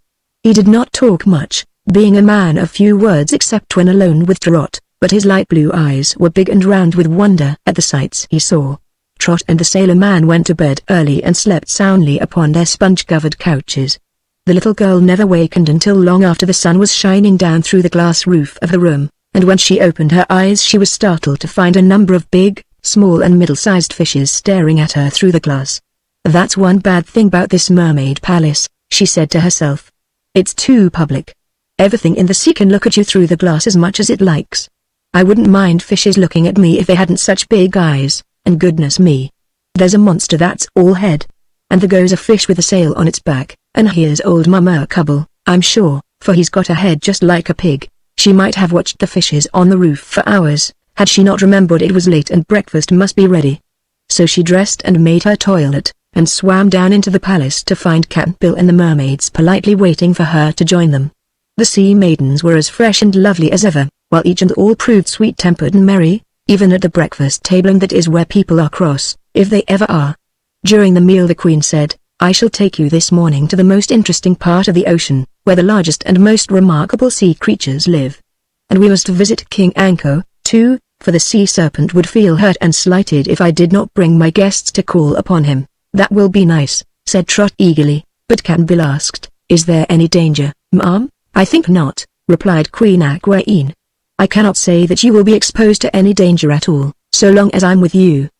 But we are going into the neighborhood of such fierce and even terrible beings which would attack you at once did they suspect you to be Earth people. So in order to guard your safety, I intend to draw the magic circle around both of you before we start." "What is the magic circle?" asked Trot. "A fairy charm that prevents any enemy from touching you. No monster of the sea, however powerful, will be able to reach your body while you are protected by the magic circle," declared the Queen. "Oh, then I'll not be a bit afraid," returned the child with perfect confidence. "Am I to have the magic circle drawn around me, too?" asked Cap'n Bill. "Of course," answered Aquaine. "You will need no other protection than that, yet both Princess Clea and I will both be with you. For today I shall leave Merla to rule our palaces in my place until we return." No sooner was breakfast finished than Trot was anxious to start. The girl was also curious to discover what the powerful magic circle might prove to be, but she was a little disappointed in the ceremony. The Queen merely grasped her fairy wand in her right hand and swam around the child in a circle, from left to right. Then she took her wand in her left hand and swam around Trot in another circle, from right to left. "Now, my dear," said she, "you are safe from any creature we are liable to meet." She performed the same ceremony for Cap'n Bill, who was doubtful about the magic circle because he felt the same after it as he had before. But he said nothing of his unbelief, and soon they left the palace and started upon their journey. Chapter 9 The Bashful Octopus. It was a lovely day, and the sea was like azure under the rays of the sun. Over the flower beds and through the gardens they swam, emerging into the open sea in a direction opposite that taken by the visitors the day before. The party consisted of but four: Queen Aquaine, Princess Clea, Trot and Cap'n Bill.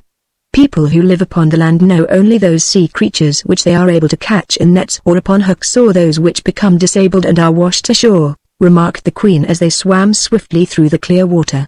And those who sail in ships see only the creatures who chance to come to the surface. But in the deep ocean caverns are queer beings that no mortal has ever heard of or beheld, and some of these we are to visit.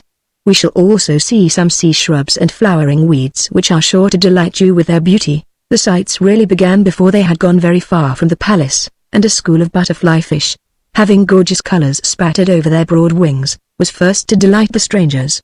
They swam just as butterflies fly, with a darting, jerky motion, and called a merry good morning to the mermaids as they passed. "These butterfly fish are remarkably active," said the princess, "and their quick motions protect them from their enemies. We like to meet them, they are always so gay and good-natured." "Why, so am I," cried a sharp voice just beside them, and they all paused to discover what creature had spoken to them. "Take care," said Clea in a low voice. "It's an octopus." Trot looked eagerly around. A long, brown arm stretched across their way in front and another just behind them, but that did not worry her. The octopus himself came slowly sliding up to them and proved to be well worth looking at. He wore a red coat with brass buttons, and a silk hat was tipped over one ear. His eyes were somewhat dull and watery, and he had a moustache of long, hair-like feelers that curled stiffly at the ends. When he tried to smile at them, he showed 2 rows of sharp, white teeth. In spite of his red coat and yellow embroidered vest, his standing collar and carefully tied cravat, the legs of the octopus were bare, and Trot noticed he used some of his legs for arms, as in one of them was held a slender cane and in another a handkerchief. "Well, well," said the octopus. "Are you all dumb? Or don't you know enough to be civil when you meet a neighbor?" "We know how to be civil to our friends," replied Trot, who did not like the way he spoke. "Well, are we not friends, then?" asked the octopus in an airy tone of voice. "I think not," said the little girl.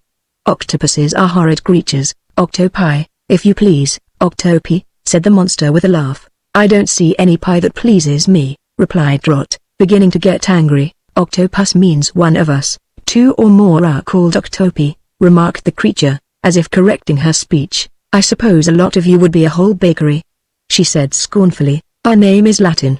It was given to us by learned scientists years ago," said the octopus. "That's true enough," agreed Cap'n Bill. "The learned scientists named every blamed thing they come across, and generally they picked out names as nobody could understand or pronounce." "That isn't our fault, sir," said the octopus. "Indeed, it's pretty hard for us to go through life with such terrible names. Think of the poor little seahorse. He used to be a merry and cheerful fellow, but since they named him Hippocampus he hasn't smiled once." "Let's go," said Trot. "I don't like to associate with octopuses." "Octopi," said the creature, again correcting her. "You're just as horrid whether you're pussies or pies," she declared. "Horrid!" cried the monster in a shocked tone of voice. "Not only horrid, but horrible," persisted the girl. "May I ask in what way?" he inquired, and it was easy to see he was offended. "Why, everybody knows that octopuses are just wicked and deceitful," she said. "Up on the earth, where I live, we call the Standard Oil Company an octopus, and the Coal Trust an octopus, and—" "Stop, stop!" cried the monster in a pleading voice. "Do you mean to tell me that the Earth people whom I have always respected compare me to the Standard Oil Company?" "Yes," said Trot positively. "Oh, what a disgrace! What a cruel, direful, dreadful disgrace!" moaned the octopus, drooping his head in shame, and Trot could see great tears falling down his cheeks. "This comes of having a bad name," said the Queen gently, for she was moved by the monster's grief. "It is unjust. It is cruel and unjust," sobbed the creature mournfully. "Just because we have several long arms and take whatever we can reach, they accuse us of being oh, I cannot say it. It is too shameful, too humiliating." "Come, let's go," said Trot again. So they left the poor octopus weeping and wiping his watery eyes with his handkerchief and swam on their way. "I'm not a bit sorry for him," remarked the child, "for his legs remind me of serpents." "So they do me," agreed Cap'n Bill. "But the octopi are not very bad," said the princess, "and we get along with them much better than we do with their cousins, the sea devils." "Oh, are the sea devils their cousins?" asked Trot. "Yes, and they are the only creatures of the ocean which we greatly fear," replied Aquaine. "I hope we shall meet none today, for we are going near to the dismal caverns where they live." "What are the sea devils like, ma'am?" inquired Cap'n Bill a little uneasily. "Something like the octopus you just saw, only much larger and of a bright scarlet color, striped with black," answered the Queen. "They are very fierce and terrible creatures and nearly as much dreaded by the inhabitants of the ocean as is Zog, and nearly as powerful as King Anko himself." "Zog? Who is Zog?" questioned the girl. "I haven't heard of him before now." "We do not like to mention Zog's name," responded the Queen in a low voice. "He is the wicked genius of the sea, and a magician of great power." "What's he like?" asked Cap'n Bill. "He is a dreadful creature, part fish, part man, part beast and part serpent. Centuries ago they cast him off the earth into the sea, where he has caused much trouble. Once he waged a terrible war against King Anko, but the sea serpent finally conquered Zog and drove the magician into his castle, where he now stays shut up. For if ever Anko catches the monster outside of his enchanted castle, he will kill him, and Zog knows that very well." "Seems like you have your troubles down here just as we do on top the ground," remarked Cap'n Bill. "But I'm glad old Zog is shut up in his castle," added Trot. "Is it a sea castle like your own palace?" "I cannot say, my dear, for the enchantment makes it invisible to all eyes but those of its inhabitants," replied Aquaine. "No one sees Zog now, and we scarcely ever hear of him, but all the sea people know he is here someplace and fear his power. Even in the old days, before Anko conquered him, Zog was the enemy of the mermaids, as he was of all the good and respectable sea folk. But do not worry about the magician, I beg of you, for he has not dared to do an evil deed in many, many years. Oh, I'm not afraid, asserted Trot. I'm glad of that, said the Queen. Keep together, friends, and be careful not to separate, for here comes an army of sawfishes. Even as Aquaine spoke, they saw a swirl and commotion in the water ahead of them, while a sound like a muffled roar fell upon their ears. Then swiftly there dashed upon them a group of great fishes with long saws sticking out in front of their noses, armed with sharp, hooked teeth, all set in a row. They were larger than the swordfishes and seemed more fierce and bold. But the mermaids and Trot and Cap'n Bill quietly awaited their attack, and instead of tearing them with their saws as they expected to do, the fishes were unable to touch them at all. They tried every possible way to get at their proposed victims, but the magic circle was all-powerful and turned aside the ugly saws, so our friends were not disturbed at all. Seeing this, the sawfishes soon abandoned the attempt and with growls and roars of disappointment swam away and were quickly out of sight. Trot had been a wee bit frightened during the attack, but now she laughed gleefully and told the Queen that it seemed very nice to be protected by fairy powers. The water grew a darker blue as they descended into its depths, farther and farther away from the rays of the sun. Trot was surprised to find she could see so plainly through the high wall of water above her, but the sun was able to shoot its beams straight down through the transparent sea, and they seemed to penetrate to every nook and crevice of the rocky bottom. In this deeper part of the ocean some of the fishes had a phosphorescent light of their own, and these could be seen far ahead as if they were lanterns. The explorers met a school of Argonauts going up to the surface for a sail, and the child watched these strange creatures with much curiosity. The Argonauts live in shells in which they are able to hide in case of danger from prowling wolf-fishes, but otherwise they crawl out and carry their shells like humps upon their backs. Then they spread their skinny sails above them and sail away underwater till they come to the surface, where they float and let the currents of air carry them along the same as the currents of water had done before. Trot thought the Argonauts comical little creatures, with their big eyes and sharp noses, and to her they looked like a fleet of tiny ships. It is said that men got their first idea of boats and of how to sail them from watching these little Argonauts. Chapter 10 The Undiscovered Island. In following the fleet of Argonauts, the four explorers had risen higher in the water and soon found they had wandered to an open space that seemed to Trot like the flat top of a high hill. The sands were covered with a growth of weeds so gorgeously colored that one who had never peered beneath the surface of the sea would scarcely believe they were not the product of a dye shop. Every known hue seemed represented in the delicate, fern-like leaves that swayed softly to and fro as the current moved them.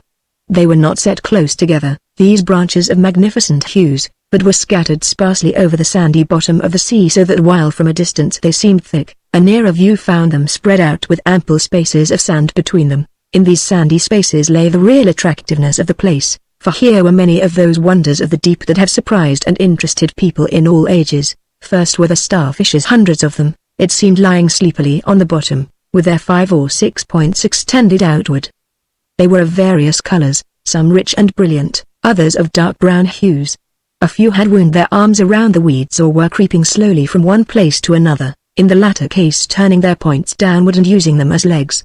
But most of them were lying motionless, and as Trot looked down upon them she thought they resembled stars in the sky on a bright night, except that the blue of the heavens was here replaced by the white sand, and the twinkling diamond stars by the colored starfish. "We are near an island," said the Queen, "and that is why so many starfishes are here, as they love to keep close to shore. Also the little seahorses love these weeds, and to me they are more interesting than the starfish."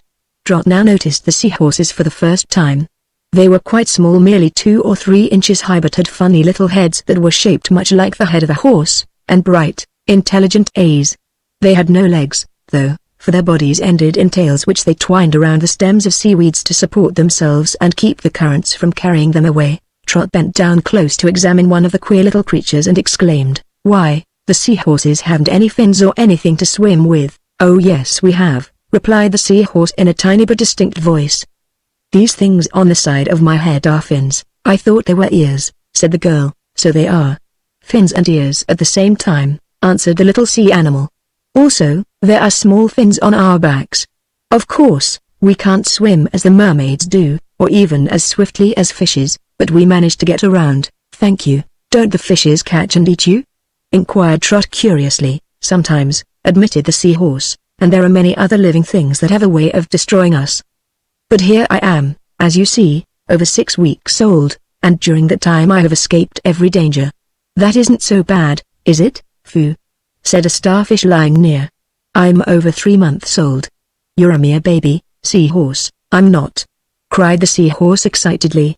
I'm full grown and may live to be as old as you are. Not if I keep on living, said the starfish calmly, and Trot knew he was correct in his statement. The little girl now noticed several sea spiders creeping around and drew back because she did not think them very pretty. They were shaped not unlike the starfishes, but had slender legs and big heads with wicked-looking eyes sticking out of them. Oh, I don't like those things, said Trot, coming closer to her companions. You don't, eh? Said a big sea spider in a cross voice. Why do you come around here, then, scaring away my dinner when you're not wanted? It isn't your ocean, replied Trot. No, and it isn't yours, snapped the spider. But as it's big enough for us both, I'd like you to go away. So we will, said Aquaine gently, and at once she moved toward the surface of the water. Trot and Cap'n Bill followed, with Clea, and the child asked, What island are we near? It has no name, answered the Queen, for it is not inhabited by man, nor has it ever yet been discovered by them. Perhaps you will be the first humans to see this island. But it is a barren, rocky place, and only fit for seals and turtles. Are any of them there now? Cap'n Bill inquired. I think so. We will see. Trot was astonished to find how near they were to the top of the ocean, for they had not ascended through the water very long when suddenly her head popped into the air, and she gave a gasp of surprise to find herself looking at the clear sky for the first time since she had started upon this adventure by rowing into Giant's Cave. She floated comfortably in the water, with her head and face just out of it, and began to look around her. Cap'n Bill was at her side, and so were the 2 mermaids. The day was fair, and the surface of the sea, which stretched far away as the eye could reach, rippled under a gentle breeze. They had risen almost at the edge of a small, rocky islet, high in the middle, but gradually slanting down to the water. No trees or bushes or grass grew anywhere about, only rocks, grey and bleak, were to be seen. Trot scarcely noticed this at first, however, for the island seemed covered with groups of forms, some still and some moving, which the old sailor promptly recognized as seals. Many were lying asleep or sunning themselves, others crept awkwardly around, using their strong fins as legs or paddles and caring little if they disturbed the slumbers of the others. Once in a while one of those crowded out of place would give a loud and angry bark, which awakened others and set them to barking likewise. Baby seals were there in great numbers, and were more active and playful than their elders. It was really wonderful how they could scramble around on the land, and Trot laughed more than once at their antics. At the edge of the water lay many huge turtles, some as big round as a wagon wheel and others much smaller in size. The big ones are very old, said the Queen, seeing Trot's eyes fixed on the turtles. How old? Asked the child. Hundreds of years, I think.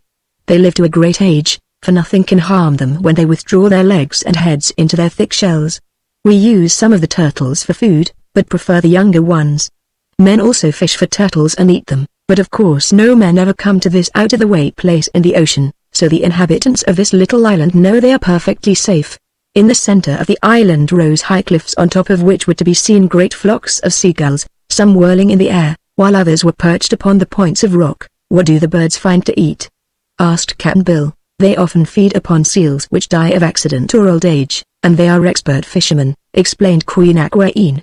Curiously enough, the seals also feed upon these birds, which they are often able to catch in their strong jaws when the gulls venture too near. And then, the seals frequently rob the nests of eggs, of which they are very fond. I'd like a few gulls' eggs now, remarked a big seal that lay near them upon the shore. Trot had thought him sound asleep, but now he opened his eyes to blink lazily at the group in the water. Good morning, said the Queen. Aren't you Chief Muffruff? I am, answered the old seal. And you are Aquaine, the Mermaid Queen. You see, I remember you, although you haven't been here for years. And isn't that Princess Clea? To be sure. But the other mermaids are strangers to me, especially the bald-headed one. I'm not a mermaid, asserted Cap'n Bill. I'm a sailor visiting the mermaids. Our friends are earth-dwellers, explained the Queen. That's odd, said Muffruff. I can't remember that any earth-dwellers ever came this way before. I never travel far, you see, for I'm chief of this disorderly family of seals that live on this island, on it and off it. That is, you're a port chief, said a big turtle lying beside the seal. If your people are disorderly, it is your own fault. Muffruff gave a chuckling laugh. Then, with a movement quick as lightning, he pushed his head under the shell of the turtle and gave it a sudden jerk. The huge turtle was tossed up on edge and then turned flat upon its back, where its short legs struggled vainly to right its overturned body. "There!" snorted the seal contemptuously. "Perhaps you'll dare insult me again in the presence of visitors, you old mud wallower." Seeing the plight of the turtle, several young seals came laughingly wobbling to the spot, and as they approached the helpless creature drew in his legs and head and closed his two shells tightly together. The seals bumped against the turtle and gave it a push that sent it sliding down the beach like a toboggan, and a minute later it splashed into the water and sank out of sight. But that was just what the creature wanted. On shore the upset turtle was quite helpless, but the mischievous seals saved him. For as soon as he touched the water, he was able to turn and right himself, which he promptly did. Then he raised his head above the water and asked, "Is it peace or war, Muffruff?" "Whichever you like," answered the seal indifferently. Perhaps the turtle was angry, for it ran on shore with remarkable swiftness, uttering a shrill cry as it advanced. At once all the other turtles awoke to life and with upraised heads joined their comrade in the rush for the seals. Most of Chief Muffruff's band scrambled hastily down the rocks and plunged into the water of the sea without waiting for the turtles to reach them, but the chief himself was slow in escaping. It may be that he was ashamed to run while the mermaids were watching, but if this was so he made a great mistake.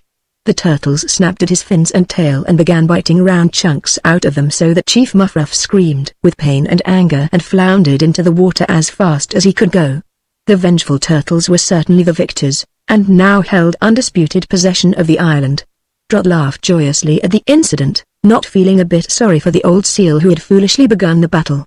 Even the gentle queen smiled as she said, "These quarrels between the turtles and the seals are very frequent, but they are soon ended. An hour from now they will all be lying asleep together just as we found them. But we will not wait for that. Let us go." She sank slowly beneath the water again, and the others followed after her. Chapter 11 Zog the Terrible and His Sea Devils. "The sun must be going under a cloud," said Trot, looking ahead. They had descended far into the ocean depths again further, the girl thought, than they had ever been before. "No," the queen answered after a glance ahead of them, "that is a cuttlefish, and he is dyeing the sea around him with ink so that he can hide from us. Let us turn a little to the left, for we could see nothing at all in that inky water." Following her advice, they made a broad curve to the left, and at once the water began to darken in that direction. "Why, there's another of 'em," said Count Bill as the little party came to a sudden halt. "So there is," returned the queen, and Trot thought there was a little quiver of anxiety in her voice. "We must go far to the right to escape the ink." So they again started, this time almost at a right angle to their former course. The little girl inquired, "How can the cuttlefish color the water so very black?" "They carry big sacks in front of them where they conceal the ink," Princess Clear answered. "Whenever they choose, the cuttlefish are able to press out this ink, and it colors the water for a great space around them." The direction in which they were now swimming was taking them far out of their way. Aquaine did not wish to travel very far to the right, so when she thought they had gone far enough to escape the inky water, she turned to lead her party toward the left, the direction in which she did wish to go. At once another cloud of ink stained the water and drove them to the right again. "Is anything wrong, Ma'am?" asked Cap'n Bill, seeing a frown gather upon the queen's lovely face. "I hope not," she said. "But I must warn you that these cuttlefish are the servants of the terrible sea devils, and from the way they are acting they seem determined to drive us toward the devil caves, which I wish to avoid." This admission on the part of their powerful protector, the fairy mermaid, sent a chill to the hearts of the earth people. Neither spoke for a time, but finally Cap'n Bill asked in a timid voice, "Hadn't we better go back, Ma'am?" "Yes," decided Aquaine after a moment's thought. "I think it will be wise to retreat. The sea devils are evidently aware of our movements and wish to annoy us. For my part, I have no fear of them, but I do not care to have you meet such creatures." But when they turned around to abandon their journey, another inky cloud was to be seen behind them. They really had no choice but to swim in the only streak of clear water they could find, and the mermaids well knew this would lead them nearer and nearer to the caves of their enemies. But Aquaine led the way, moving very slowly, and the others followed her. In every other direction they were hemmed in by the black waters, and they did not dare to halt, because the inky fluid crept swiftly up behind them and drove them on. The queen and the princess had now become silent and grave. They swam on either side of their guests as if to better protect them. "Don't look up," whispered Clear, pressing close to the little girl's side. "Why not?" asked Trot, and then she did exactly what she had been told not to do. She lifted her head and saw stretched over them a network of scrawny, crimson arms interlaced like the branches of trees in winter when the leaves have fallen and left them bare. Captain Bill gave a start and muttered, "Land sakes." For he, too, had gazed upward and seen the crimson network of limbs. "Are these the sea devils?" asked the child, more curious than frightened. "Yes, dear," replied the queen. "But I advise you to pay no attention to them. Remember, they cannot touch us." In order to avoid the threatening arms overhead, which followed them as they swam, our friends kept near to the bottom of the sea, which was here thickly covered with rough and jagged rocks. The inky water had now been left far behind, but when Trot looked over her shoulder, she shuddered to find a great crimson monster following closely after them, with a dozen long, snaky feelers stretched out as if to grab anyone that lagged behind. And there, at the side of Princess Clea, was another devil, leering silently with his cruel, bulging eyes at the pretty mermaid. Beside the queen swam still another of their enemies. Indeed, the sea devils had crept upon them and surrounded them everywhere except at the front, and Trot began to feel nervous and worried for the first time.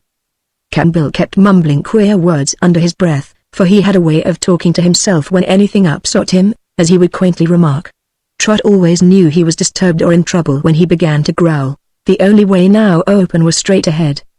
They swam slowly, yet fast enough to keep a safe distance from the dreadful creature behind them. "I'm afraid they are driving us into a trap," whispered the queen softly. "But whatever happens, do not lose courage, Earth friends. Clea and I are here to protect you, and our fairy powers are sufficient to keep you from all harm." "Oh, I don't mind so very much," declared Trot calmly. "It's like the fairy adventures in storybooks, and I've often thought I'd like that kind of adventures, 'cause the story always turns out the right way." Cap'n Bill growled something just then, but the only words Trot could make out were, "Never lived to tell the tale." "Oh, sure, can," she said. "We may be in danger, right enough, and to be honest, I don't like the looks of these sea devils at all. But I'm sure it's no killing matter, for we've got the fairy circles all around us." "Ha ha!" laughed the monster beside her. "We know all about the fairy circles, don't we, Mig? Ho ho!" laughed the monster on the other side. "We do, Slib, my boy, and we don't think much of fairy circles, either. They have foiled our enemies many a time," declared the princess with much dignity. "Ha ha!" laughed one. "That's why we're here now, ho ho!" laughed the other. "We've learned a trick or two, and we've got you fast this time." Then all the sea devils, those above and the one behind, and the two on the sides, laughed all together, and their laughter was so horrible that it made even Trot shudder. But now the queen stopped short, and the others stopped with her. "I will go no farther," she said firmly, not caring if the monsters overheard her. "It is evident that these monsters are trying to drive us into some secret place, and it is well known that they are in league with Zog the Terrible, whom they serve because they are as wicked as he is. We must be somewhere near the hidden castle of Zog, so I prefer to stay here rather than be driven into some place far more dangerous. As for the sea devils, they are powerless to injure us in any way. Not one of those 1,000 arms about us can possibly touch our bodies." The only reply to this defiant speech was another burst of horrible laughter, and now there suddenly appeared before them still another of the monsters, which thus completely hemmed them in. Then the creatures began interlacing their long arms or feelers until they formed a perfect cage around the prisoners, not an opening being left that was large enough for one of them to escape through. The mermaids and the girl and sailor man kept huddled close together, for although they might be walled in by the sea devils, their captors could not touch them because of the protecting magic circles. All at once Trot exclaimed, "Why, we must be moving!" This was startling news, but by watching the flow of water past them they saw that the little girl was right. The sea devils were swimming, all together, and as the cage they were in moved forward, our friends were carried with it. Queen Aquaine had a stern look upon her beautiful face. Cap'n Bill guessed from this look that the mermaid was angry, for it seemed much like the look Trot's mother wore when they came home late to dinner. But however angry the queen might be, she was unable to help herself or her guests just now or to escape from the guidance of the dreaded sea devils. The rest of the party had become sober and thoughtful, and in dignified silence they awaited the outcome of this strange adventure. Chapter 12 The Enchanted Island. All at once it grew dark around them. Neither Cap'n Bill nor Trot liked this gloom, for it made them nervous not to be able to see their enemies. "We must be near a sea cavern, if not within one," whispered Princess Clea. And even as she spoke the network of scarlet arms parted before them, leaving an avenue for them to swim out of the cage. There was brighter water ahead, too, so the queen said without hesitation, "Come along, dear friends, but let us clasp hands and keep close together." They obeyed her commands and swam swiftly out of their prison and into the clear water before them, glad to put a distance between themselves and the loathsome sea devils. The monsters made no attempt to follow them, but they burst into a chorus of harsh laughter which warned our friends that they had not yet accomplished their escape. The four now found themselves in a broad, rocky passage, which was dimly lighted from some unknown source. The walls overhead, below them and at the sides all glistened as if made of silver, and in places were set small statues of birds, beasts and fishes, occupying niches in the walls and seemingly made from the same glistening material. The queen swam more slowly now that the sea devils had been left behind, and she looked exceedingly grave and thoughtful. "Have you ever been here before?" asked Trot. "No, dear," said the queen with a sigh. "And do you know where we are?" continued the girl. "I can guess," replied Aquaine. "There is only one place in all the sea where such a passage as that we are in could exist without my knowledge, and that is in the hidden dominions of Zog. If we are indeed in the power of that fearful magician, we must summon all our courage to resist him, or we are lost." "Is Zog more powerful than the mermaids?" asked Trot anxiously. "I do not know, for we have never before met to measure our strength," answered Aquaine. "But if King Anko could defeat the magician, as he surely did, then I think I shall be able to do so." "I wish I was sure of it," muttered Cap'n Bill. Absolute silence reigned in the silver passage. No fish were there, not even a sea flower grew to relieve the stern grandeur of this vast corridor. Trot began to be impressed with the fact that she was a good way from her home and mother, and she wondered if she would ever get back again to the white cottage on the cliff. Here she was, at the bottom of the great ocean, swimming through a big tunnel that had an enchanted castle at the end, and a group of horrible sea devils at the other. In spite of this thought, she was not very much afraid. Although 2 fairy mermaids were her companions, she relied, strange to say, more upon her tried and true friend, Cap'n Bill, than upon her newer acquaintances to see her safely out of her present trouble. Cap'n Bill himself did not feel very confident. "I don't care 2 cents what becomes o' me," he told Princess Clea in a low voice. "But I'm dreadful worried over our Trot. She's too sweet and young to be made an end of in this fashion." Clea smiled at this speech. "I'm sure you will find the little girl's end a good way off," she replied. "Trust to our powerful queen, and be sure she will find some means for us all to escape uninjured." The light grew brighter as they advanced, until finally they perceived a magnificent archway just ahead of them. Aquaine hesitated a moment whether to go on or turn back, but there was no escaping the sea devils behind them, and she decided the best way out of their difficulties was to bravely face the unknown Zog and rely upon her fairy powers to prevent his doing any mischief to herself or her friends. So she led the way, and together they approached the archway and passed through it. They now found themselves in a vast cavern, so great in extent that the dome overhead looked like the sky when seen from Earth. In the center of this immense sea cavern rose the towers of a splendid castle, all built of coral inlaid with silver and having windows of clear glass. Surrounding the castle were beds of beautiful sea flowers, many being in full bloom, and these were laid out with great care in artistic designs. Goldfish and silverfish darted here and there among the foliage, and the whole scene was so pretty and peaceful that Trot began to doubt there was any danger lurking in such a lovely place. As they approached to look around them, a brilliantly colored Gregfish approached and gazed at them curiously with his big, saucer-like eyes.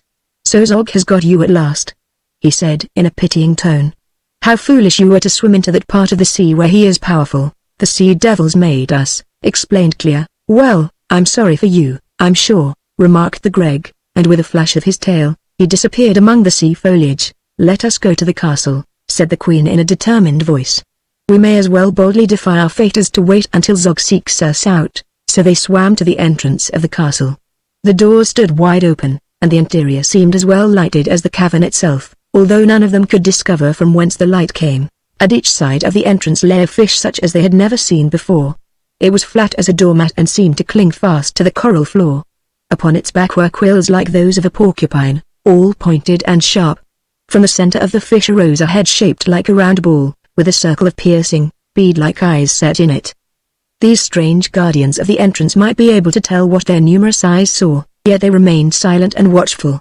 Even Aquaine gazed upon them curiously, and she gave a little shudder as she did so. Inside the entrance was a domed hall with a flight of stairs leading to an upper balcony. Around the hall were several doorways hung with curtains made of woven seaweeds. Chairs and benches stood against the wall, and these astonished the visitors because neither stairs nor chairs seemed useful in a kingdom where every living thing was supposed to swim and have a fish's tail. In Queen Aquaine's palaces benches for reclining were used, and stairs were wholly unnecessary. but in the palace of Zog the furniture and fittings were much like those of a house upon earth, and except that every space here was filled with water instead of air, Trot and Cap'n Bill might have imagined themselves in a handsome earthly castle. The little group paused half fearfully in the hall, yet so far there was surely nothing to be afraid of. They were wondering what to do next when the curtains of an archway were pushed aside and a boy entered. To Trot's astonishment, he had legs and walked upon them naturally and with perfect ease. He was a delicate, frail-looking little fellow, dressed in a black velvet suit with knee breeches. The bows at his throat and knees were of colored seaweeds, woven into broad ribbons. His hair was yellow and banged across his forehead. His eyes were large and dark, with a pleasant, merry sparkle in them. Around his neck he wore a high ruff, but in spite of this Trot could see that below his plump cheeks were several scarlet-edged slits that looked like the gills of fishes, for they gently opened and closed as the boy breathed in the water by which he was surrounded. These gills did not greatly mar the lad's delicate beauty, and he spread out his arms and bowed low and gracefully in greeting. "Hello," said Trot. "Why, I'd like to," replied the boy with a laugh, "but being a mere slave, it isn't proper for me to hello. But it's good to see Earth people again, and I'm glad you're here." "We're not glad," observed the girl. "We're afraid." "You'll get over that," declared the boy smilingly. "People lose a lot of time being afraid. Once I was myself afraid, but I found it was no fun, so I gave it up." "Why were we brought here?" inquired Queen Aquaine gently. "I can't say, Madame, being a mere slave," replied the boy. "But you have reminded me of my errand.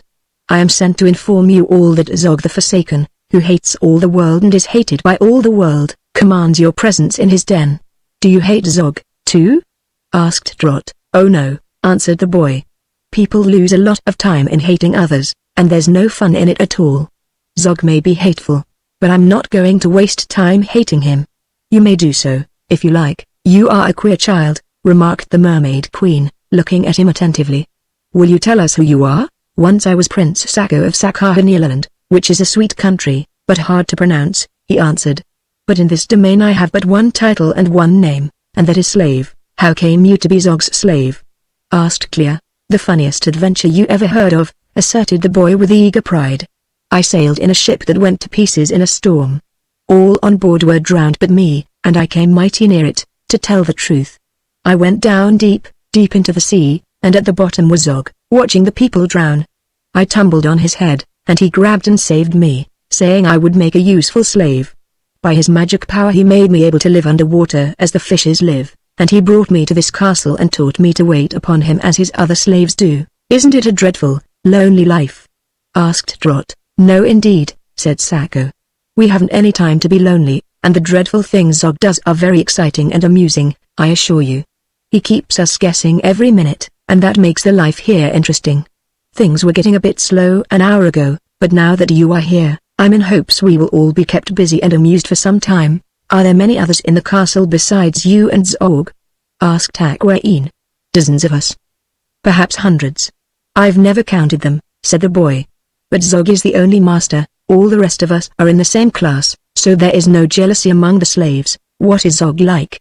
Cap'n Bill questioned. At this the boy laughed, and the laugh was full of mischief. "If I could tell you what Zog is like, it would take me a year," was the reply.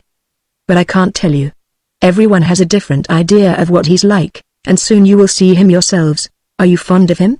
asked Trot. "If I said yes, I'd get a good whipping," declared Sacco. "I am commanded to hate Zog, and being a good servant, I try to obey. If anyone dared to like Zog, I am sure he'd be instantly fed to the turtles, so I advise you not to like him." "Oh, we won't," promised Trot. "But we're keeping the master waiting, and that is also a dangerous thing to do," continued the boy. "If we don't hurry up, Zog will begin to smile, and when he smiles there is trouble brewing." The queen sighed. "Lead the way, Sacco," she said. "We will follow." The boy bowed again, and going to an archway, held aside the curtains for them. They first swam into a small antrum which led into a long corridor, at the end of which was another curtained arch. Through this Sacco also guided them, and now they found themselves in a cleverly constructed maze. Every few feet were twists and turns and sharp corners, and sometimes the passage would be wide, and again so narrow that they could just squeeze through in single file. "Seems like we're getting further into the trap," growled Cap'n Bill. "We couldn't find our way out here to save our lives." "Oh yes we could," replied Clea, who was just behind him. "Such a maze may indeed puzzle you, but the queen or I could lead you safely through it again, I assure you. Zog is not so clever as he thinks himself. The sailor, however, found the maze very bewildering, and so did Trot. Passages ran in every direction, crossing and recrossing, and it seemed wonderful that the boy Sacco knew just which way to go. But he never hesitated an instant. Trot looked carefully to see if there were any marks to guide him, but every wall was of plain, polished marble, and every turning looked just like all the others. Suddenly Sacco stopped short. They were now in a broader passage, but as they gathered around their conductor they found further advance blocked. Solid walls faced them, and here the corridor seemed to end. Enter, said a clear voice. But we can't, protested Trot. Swim straight ahead, whispered the boy in soft tones. There is no real barrier before you. Your eyes are merely deceived by magic. Ah, I understand, said Aquaine, nodding her pretty head. And then she took Maya's hand and swam boldly forward, while Cap'n Bill followed holding the hand of Clea. And behold, the marble wall melted away before them, and they found themselves in a chamber more splendid than even the fairy mermaids had ever seen before. Chapter 13 Prisoners of the Sea Monster. The room in the enchanted castle which Zog called the den and in which the wicked sea monster passed most of his time was a perfectly shaped dome of solid gold. The upper part of this dome was thickly set with precious jewels, diamonds, rubies, sapphires and emeralds, which sparkled beautifully through the crystal water. The lower walls were as thickly studded with pearls, all being of perfect shape and color.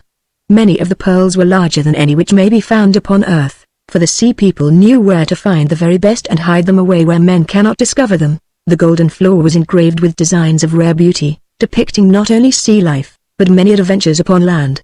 In the room were several large, golden cabinets, the doors of which were closed and locked, and in addition to the cabinets there were tables, chairs and sofas, the latter upholstered with softest seal skins. Handsome rugs of exquisitely woven seaweeds were scattered about, the colors of which were artistically blended together. In one corner a fountain of air bubbled up through the water. The entire room was lighted as brilliantly as if exposed to the direct rays of the sun, yet where this light came from our friends could not imagine. No lamp or other similar device was visible anywhere.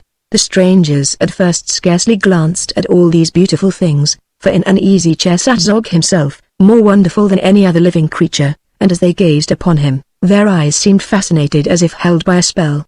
Zog's face was the face of a man, except that the tops of his ears were pointed like horns and he had small horns instead of eyebrows and a horn on the end of his chin. In spite of these deformities, the expression of the face was not unpleasant or repulsive. His hair was carefully parted and brushed, and his mouth and nose were not only perfect in shape but quite handsome. Only the eyes betrayed Zog and made him terrible to all beholders. They seemed like coals of glowing fire and sparkled so fiercely that no one ever cared to meet their gaze for more than an instant. Perhaps the monster realized this, for he usually drooped his long lashes over his fiery eyes to shut out their glare. Zog had two well-shaped legs which ended in the hoofs of beasts instead of feet, and these hoofs were shod with gold.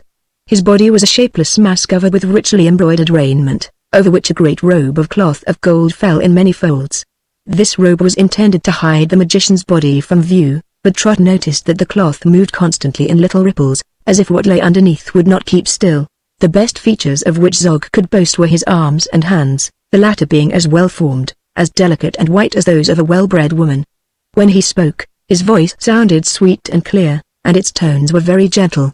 He had given them a few moments to stare at him, for he was examining them in turn with considerable curiosity. "Well," said he, "do you not find me the most hateful creature you have ever beheld?" The Queen refrained from answering, but Trot said promptly, "We do. Nothing could be more horrid or more disgusting than you are, it seems to me." very good indeed," declared the monster, lifting his lashes to flash his glowing eyes upon them. Then he turned toward Cap'n Bill. "Manfish," he continued, "what do you think of me, mighty little?" The sailor replied. "You ought to be shamed to ask such a question, knowing you look worse nor the devil himself." "Very true," answered Zog, frowning.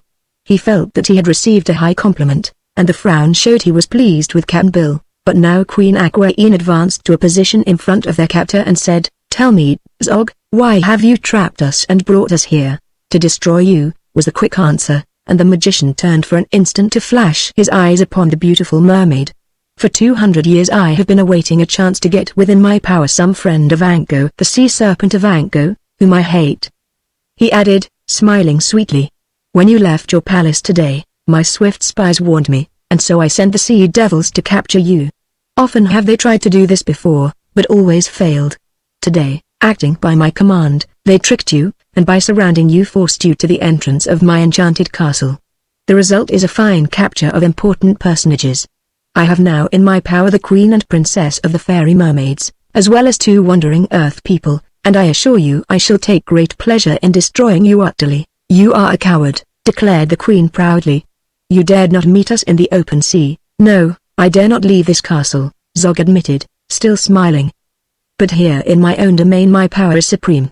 Nothing can interfere with my vengeance. That remains to be seen, said Aquaine, firmly meeting the gaze of the terrible eyes. Of course, he answered, nodding his head with a graceful movement. You will try to thwart me and escape. You will pit your fairy power against my powers of magic. That will give me great pleasure, for the more you struggle, the greater will be my revenge. But why should you seek revenge upon us? Asked Clea. We have never harmed you, that is true, replied Zog. I bear you no personal ill will. But you are friends of my great enemy, King Anko, and it will annoy him very much when he finds that you have been destroyed by me. I cannot hurt the rascally old sea serpent himself, but through you I can make him feel my vengeance. The mermaids have existed thousands of years, said the queen in a tone of pride. Do you imagine the despised and conquered Zog has power to destroy them? I do not know, was the quiet answer. It will be interesting to discover which is the more powerful. I challenge you to begin the test at once, vile magician, exclaimed Aquaine. There is no hurry, fair queen, answered Zog in his softest tones. I have been so many years in accomplishing your capture that it is foolish to act hastily now. Besides, I'm lonely. Here in my forced retirement I see only those uninteresting earth mortals whom I have made my slaves, for all sea dwellers are forbidden to serve me save the sea devils, and they dare not enter my castle. I have saved many mortals from drowning and brought them here to people my castle, but I do not love mortals. 2 lovely mermaids are much more interesting, and before I allow you to perish, I shall have much amusement in witnessing your despair and your struggles to escape. You are now my prisoners. By slow degrees I shall wear out your fairy powers and break your hearts, as well as the hearts of these earth dwellers who have no magic powers, and I think it will be a long time before I finally permit you to die. That's all right, said Trot cheerfully. The longer you take, the better I'll be satisfied. That's how I feel about it, added Cap'n Bill. Don't get in a hurry to kill us, Zog. It'll be such a wear and tear on your nerves. Just take it easy and let us live as long as we can. Don't you care to die? Asked the magician. It's a thing I never longed for, the sailor replied. You see, we had no business to go on a trip with the mermaids to begin with. I've always heard tell that mermaids is dangerous, and no one has met him ever lived to tell the tale. Eh, Trot? That's what you said, Cap'n Bill, so I guess we're done for, one way or another, and it don't matter much which. But Trot's a good child, and mighty young and tender. It don't seem like her time has come to die. I'd like to have her sent safe home to her mother. So I've got this proposition to make, Zog. If your magic could make me die twice, or even 3 times for good measure, why you go ahead and do it and I won't complain. All I ask is for you to send this little girl safe back to dry land again. Don't you do it, Zog. Cried Trot indignantly, and turning to Cap'n Bill, she added, I'm not going to leave you down here in all this mess, Can, and don't you think it?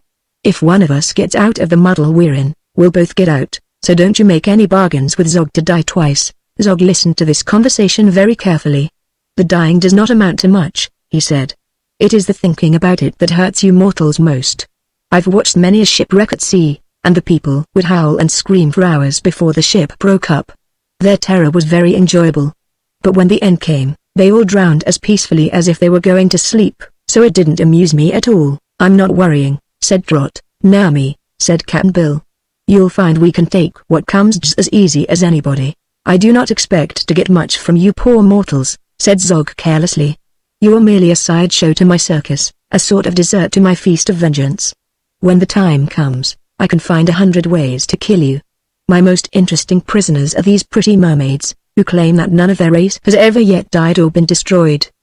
The first mermaid ever created is living yet, and I am told she is none other than Queen Aquaine. So I have a pretty problem before me to invent some way to destroy the mermaids or put them out of existence. And it will require some thought. Also, it will require some power you do not possess, suggested the queen. That may be, replied Zog softly.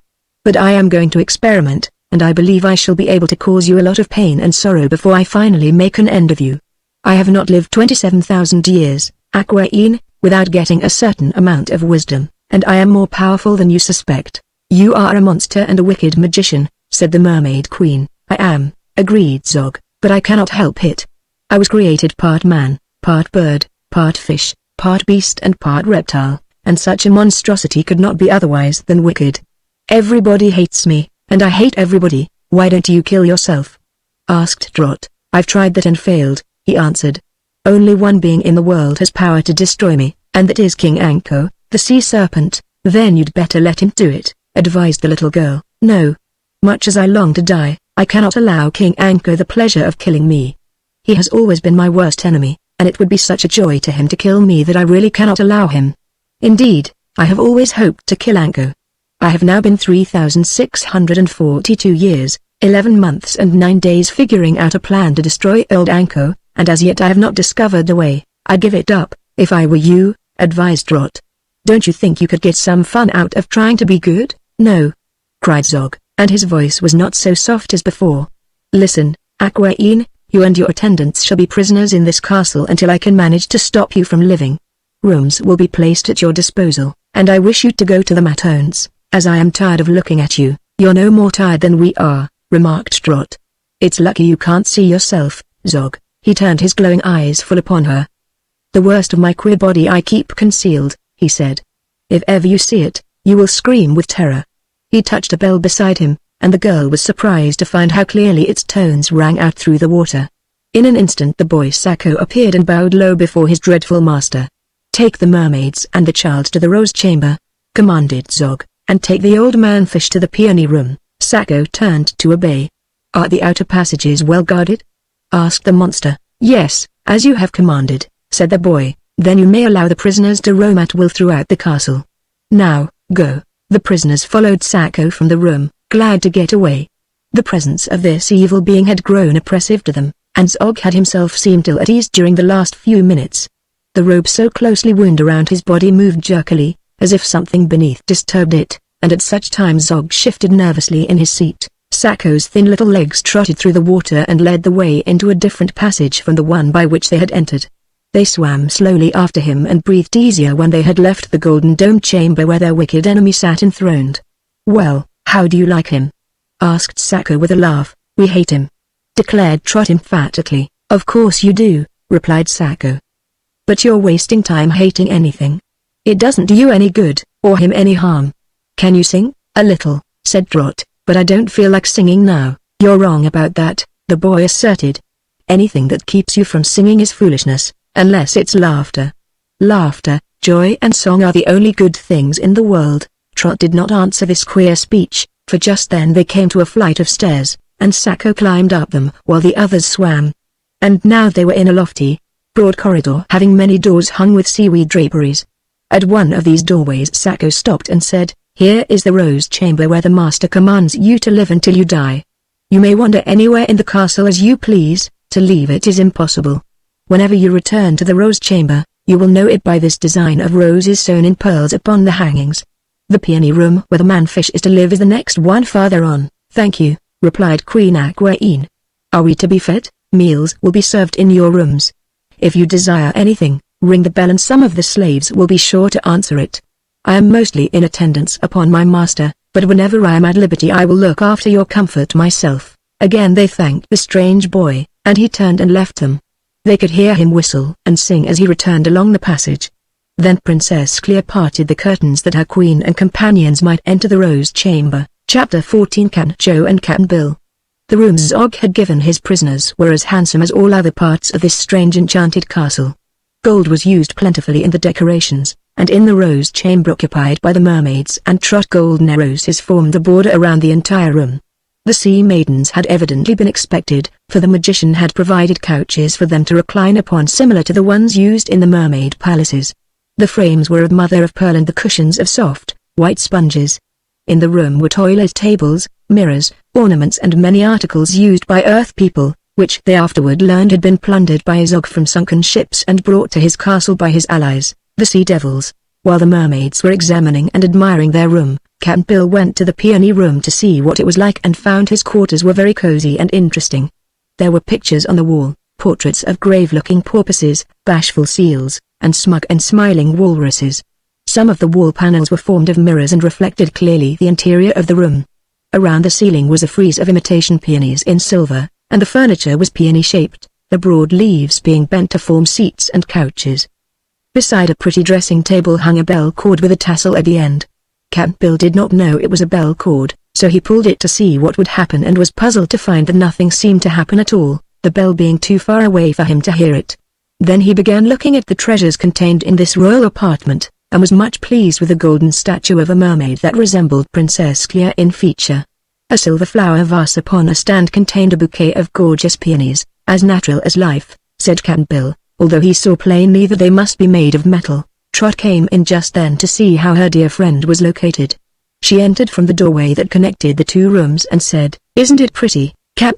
And who'd ever think that awful creatures are owned such a splendid castle and kept his prisoners in such lovely rooms? I once heard tell," said the sailor, "of a foreign people that sacrificed humans to please their pagan gods, and before they killed them outright they stuffed the victims full of good things to eat and dressed them in pretty clothes and treated them like princes.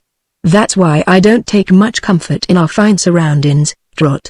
This Zog is a pagan, if ever there was one, and he don't mean us any good, you may depend on T." "No," replied Trot soberly. "I'm sure he does not expect us to be happy here. But I'm going to fool him and have just as good a time as I can." As she spoke they both turned around, an easy thing to do with a single flop of their flexible tails, and Captain Bill uttered a cry of surprise. Just across the room stood a perfect duplicate of himself. The round head, with its bald top and scraggly whiskers, the sailor cap and shirt, the wide pantaloons, even the wooden leg, each and every one were exact copies of those owned by Captain Bill. Even the expression in the light blue eyes was the same, and it is no wonder the old sailor stared at his double in amazement. But the next minute he laughed and said, "Why, Trot, it's me reflected in a mirror. But at first I thought it was someone else." Trot was staring, too. "Look, Captain," she whispered. "Look at the wooden leg." "Well, it's my wooden leg, ain't it?" he inquired. "If it is, it can't be a reflection in a mirror," she argued, "for you haven't got a wooden leg. You've got a fish's tail." The old sailor was so startled by this truth that he gave a great flop with his tail that upset his balance and made him keel a somersault in the water before he got right side up again. Then he found the other sailor man laughing at him and was horrified to find the reflection advancing toward them by stumping along on its wooden leg. "Keep away. Get out, there," yelled Captain Bill. "You're a ghost, the ghost o' me that once was, and I can't bear the sight o' you. Get out." "Did you ring just to tell me to get out?" asked the other in a mild voice. I didn't ring," declared Captain Bill. "You did. You pulled that bell cord," said the one-legged, one or more lines missing here in this edition. "Oh, did pulling that thing ring a bell?" inquired the Captain, a little ashamed of his ignorance and reassured by hearing the ghost talk. "It surely did," was the reply, "and Sacco told me to answer your bell and to look after you. So I may look in after you." "I wish you wouldn't," protested Captain Bill. "I've no use for ghostses, anyhow." The strange sailor began to chuckle at hearing this, and his chuckle was just like Captain Bill's chuckle, so full of merry humor that it usually made everyone laugh with him. "Who are you?" asked Trot, who was very curious and much surprised. "I'm Captain Joe," was the reply. "Captain Joe Wheedles, formerly o' the brig Gladsome and now a slave o' Zog at the bottom o' the sea, J. Joey Wheedles," gasped Captain Bill, amazed. "Joe Wheedles o' the Gladsome?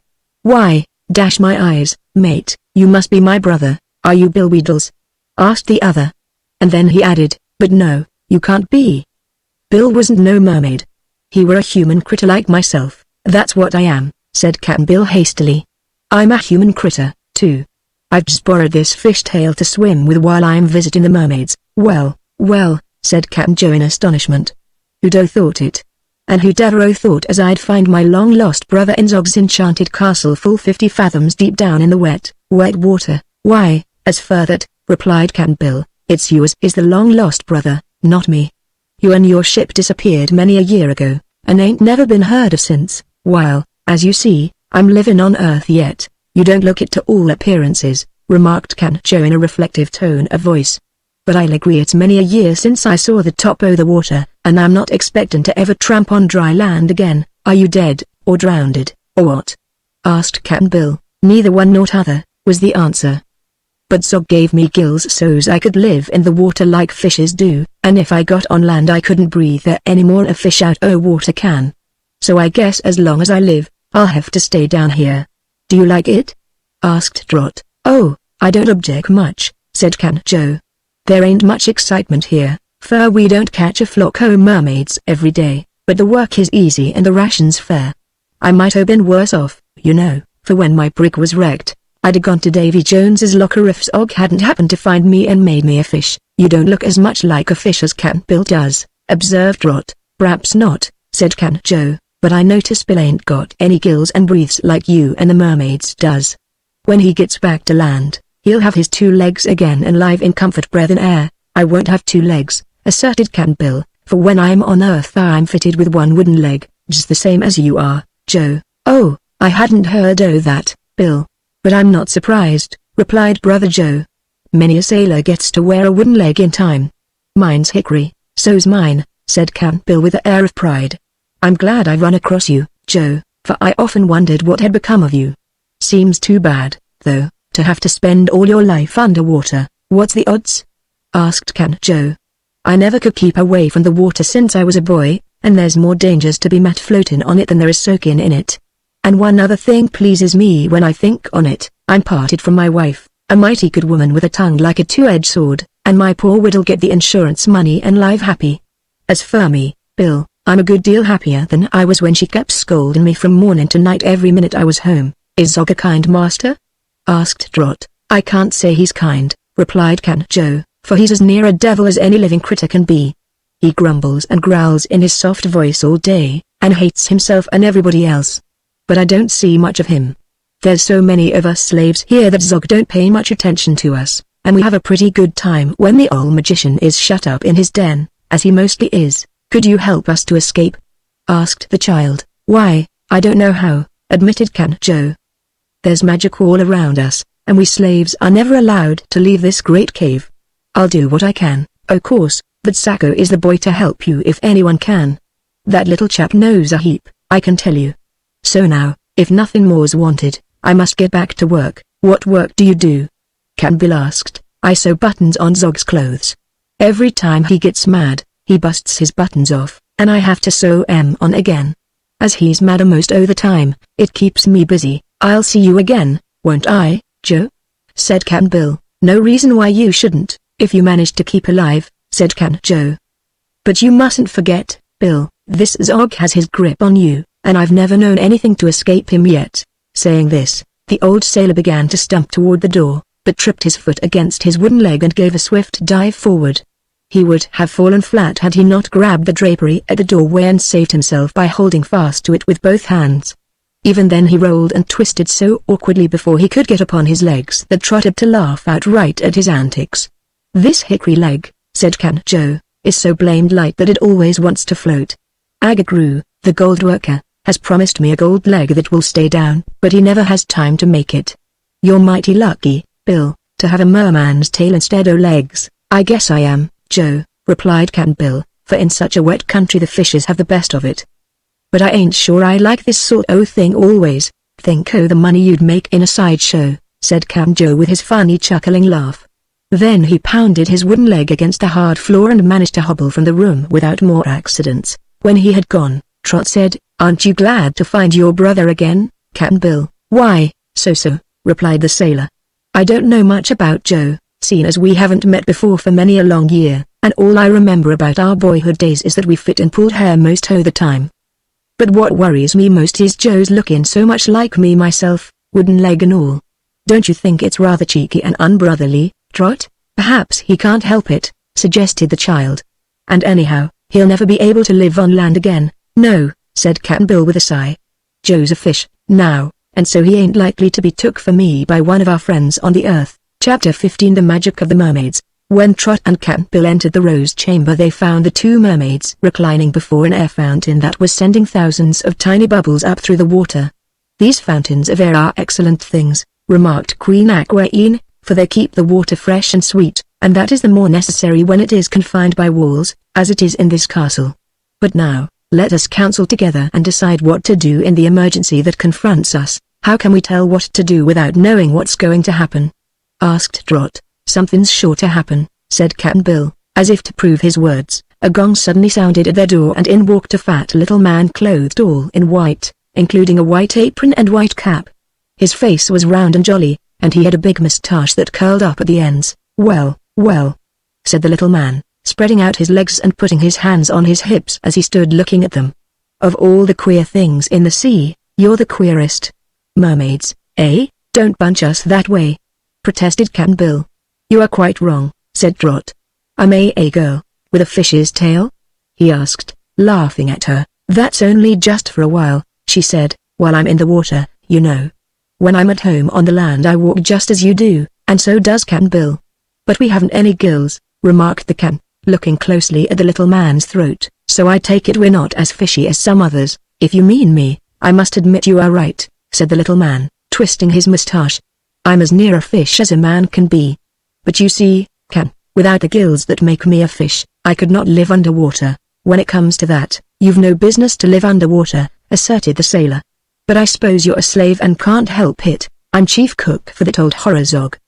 And that reminds me, good mermaids, or good people, or good girls and sailors, or whatever you are, that I'm sent here to ask what you'd like to eat. Good to see you, sir, said Cap'n Bill.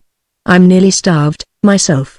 I had it in mind, said the little man, to prepare a regular mermaid dinner, but since you're not mermaids, oh, two of us are, said the Queen, smiling. I, my good cook, am Aquaine, the ruler of the mermaids, and this is the Princess Clea. I've often heard of you, your majesty, returned the chief cook, bowing respectfully, and I must say I've heard only good of you. Now that you have unfortunately become my master's prisoners, it will give me pleasure to serve you as well as I'm able. We thank you. Good sir, said Aquaine. What have you got to eat? Inquired Trot. Seems to me I'm hollow way down to my toes, my tail, I mean, and it'll take a lot to fill me up. We haven't eaten a morsel since breakfast, you know. I think I shall be able to give you almost anything you would like, said the cook. Zog is a wonderful magician and can procure anything that exists with no more effort than a wiggle of his thumb.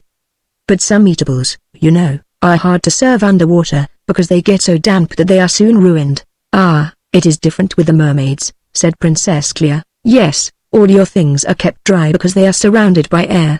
I've heard how the mermaids live. But here it is different. Take this ring, said the Queen, handing the chief cook a circlet which she drew from her finger.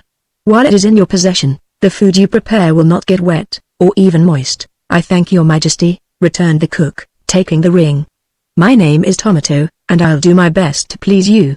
How would you like for luncheon some oysters on the half-shell, clam broth, shrimp salad, broiled turtle steak and watermelon? That will do very nicely, answered the Queen. Do watermelons grow in the sea?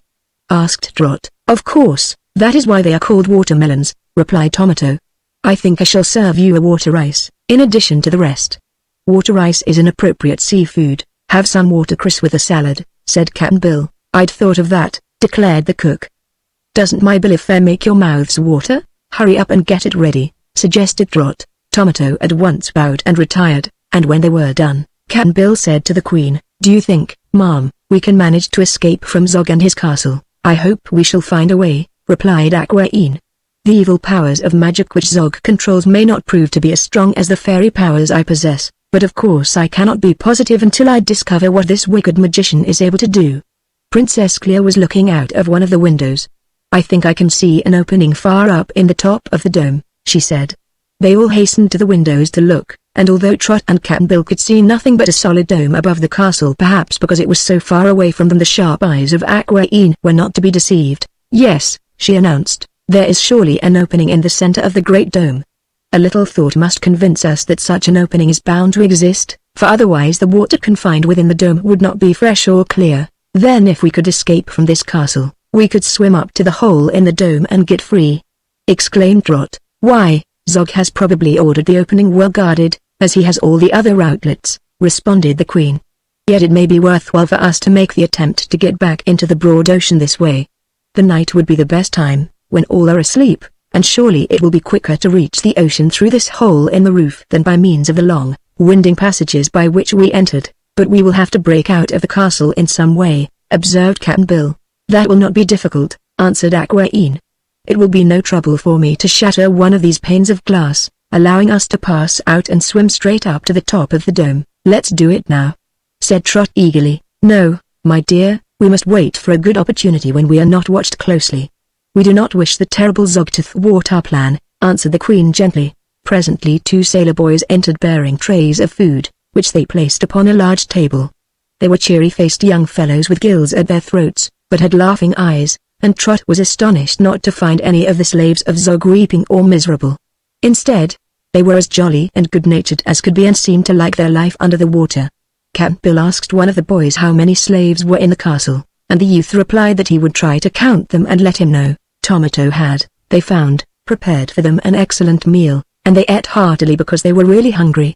After luncheon Captain Bill smoked his pipe contentedly, and they renewed their conversation, planning various ways to outwit Zog and make their escape.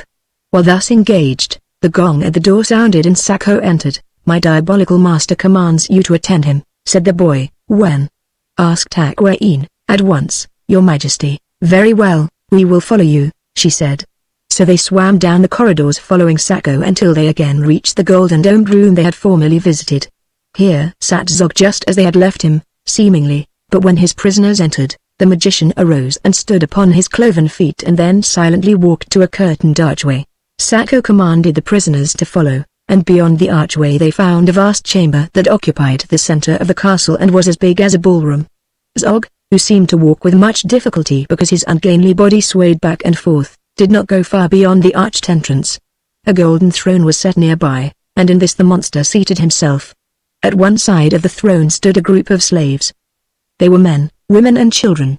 All had broad gold bands clasped around their ankles as a badge of servitude, and at each throat were the fish's gills that enabled them to breathe and live underwater. Yet every face was smiling and serene, even in the presence of their dread master. In parts of the big hall were groups of other slaves. Sacco ranged the prisoners in a circle before Zog's throne, and slowly the magician turned his eyes, glowing like live coals, upon the 4 captives, said he, speaking in his clear, sweet voice. "In our first interview you defied me, and both the Mermaid Queen and the Princess declared they could not die. But if that is a true statement, as I have yet to discover, there are various ways to make you miserable and unhappy, and this I propose to do in order to amuse myself at your expense. You have been brought here to undergo the first trial of strength between us." None of the prisoners replied to this speech, so Zog turned to one of his slaves and said, "Rivavee, bring in the Yell Maker." Rivavee was a big fellow, brown of skin and with flashing, black eyes. He bowed to his master and left the room by an archway covered with heavy draperies. The next moment these curtains were violently pushed aside, and a dreadful sea creature swam into the hall. It had a body much like that of a crab, only more round and of a jet-black color. Its eyes were bright yellow balls set on the ends of 2 horns that stuck out of its head. They were cruel-looking eyes, too, and seemed able to see every person in the room at the same time. The legs of the Yell Maker, however, were the most curious part of the creature. There were 6 of them, slender and black as coal, and each extended 12 to 15 feet from its body when stretched out in a straight line. They were hinged in several places so they could be folded up or extended at will. At the ends of these thin legs were immense claws shaped like those of a lobster, and they were real nippers of a most dangerous sort. The prisoners knew, as soon as they saw the awful claws, why the thing was called the Yell Maker, and Trot gave a little shiver and crept closer to Captain Bill. Zog looked with approval upon the creature he had summoned and said to it, "I give you 4 victims, the 4 people with fishes' tails. Let me hear how loud they can yell." The Yell Maker uttered a grunt of pleasure and in a flash stretched out one of its long legs toward the Queen's nose, where its powerful claws came together with a loud noise. Aquaine did not stir, she only smiled. Both Zog and the creature that had attacked her seemed much surprised to find she was unhurt. "Again!" cried Zog, and again the Yell Maker's claw shot out and tried to pinch the Queen's pretty ear. But the magic of the fairy mermaid was proof against the sea rascal's strength and swiftness, nor could he touch any part of Aquaine, although he tried again and again, roaring with anger like a mad bull. Trot began to enjoy this performance, and as her merry, childish laughter rang out, the Yell Maker turned furiously upon the little girl, 2 of the dreadful claws trying to nip her at the same time. She had no chance to cry out or jump backward, yet she remained unharmed. For the fairy circle of Queen Aquaine kept her safe. Now Captain Bill was attacked, and Princess Clea as well. The half-dozen slender legs darted in every direction like sword thrusts to reach their victims, and the cruel claws snapped so rapidly that the sound was like the rattling of castanets. But the 4 prisoners regarded their enemy with smiling composure, and no yell greeted the yell-maker's efforts. "Enough," said Zog, softly and sweetly. "You may retire, my poor yell-maker, for with these people you are powerless." The creature paused and rolled its yellow eyes. "May I nip just one of the slaves, O Zog?" it asked pleadingly. "I hate to leave without pleasing your ears with a single yell." "Let my slaves alone," was Zog's answer. "They are here to serve me and must not be injured." "Go, feeble one." "Not so," cried the queen. "It is a shame, Zog, that such an evil thing should exist in our fair sea." With this, she drew her fairy wand from a fold of her gown and waved it toward the creature. At once the yell-maker sank down unconscious upon the floor, its legs fell apart in many pieces, the claws tumbling in a heap beside the body. Then all grew withered and lost shape, becoming a pulpy mass, like gelatin. A few moments later the creature had melted away to nothing at all, forever disappearing from the ocean where it had caused so much horror and pain. Zog watched this destruction with surprising patience.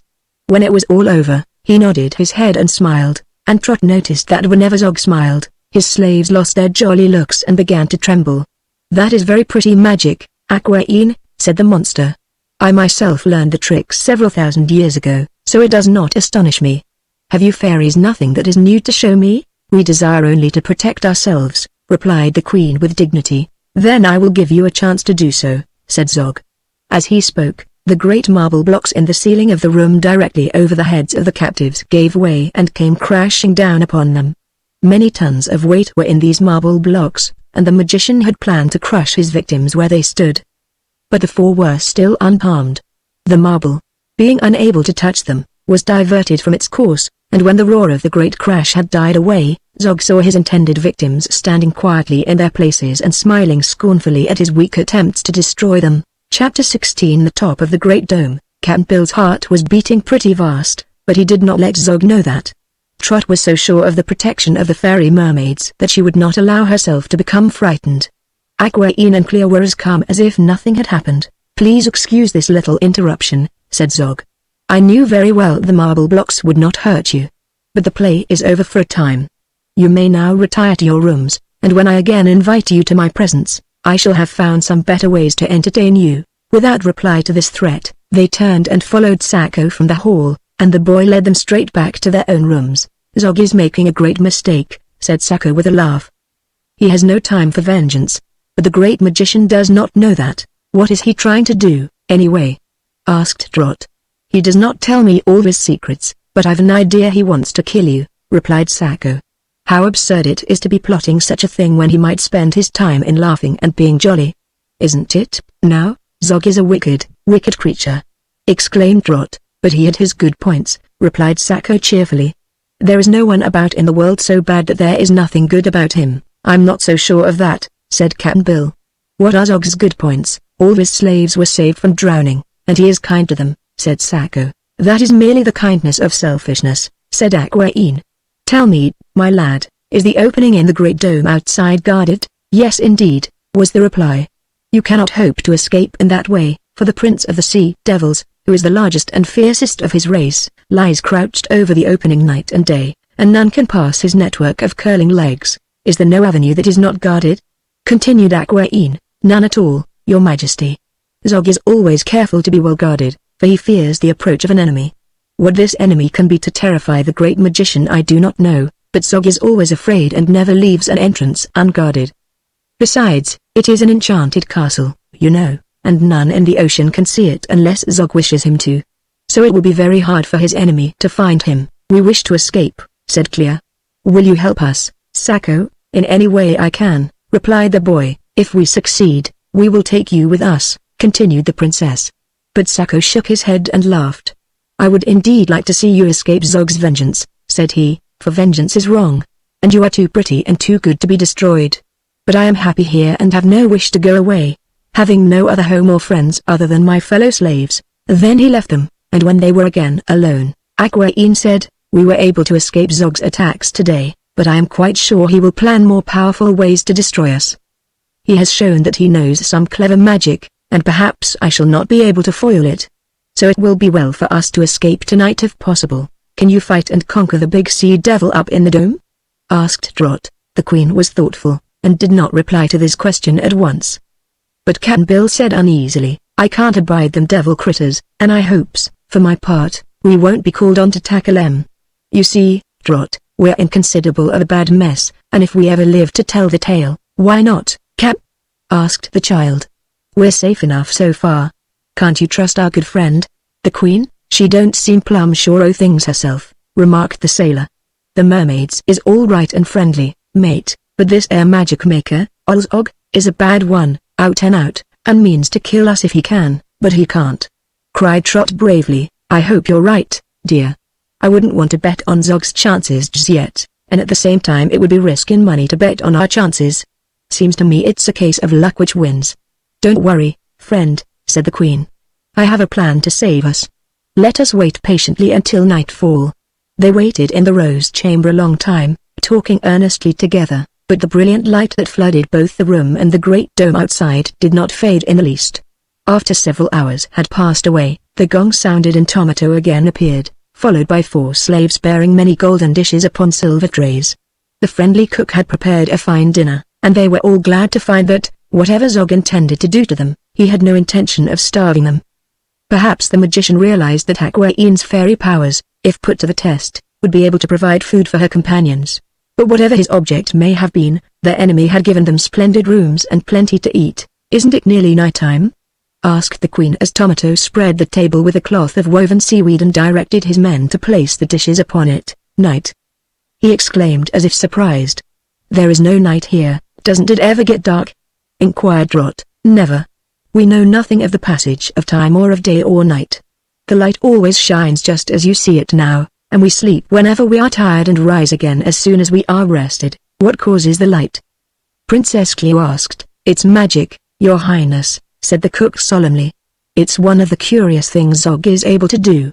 But you must remember all this place is a big cave in which the castle stands, so the light is never seen by anyone except those who live here. But why does Zog keep his light going all the time?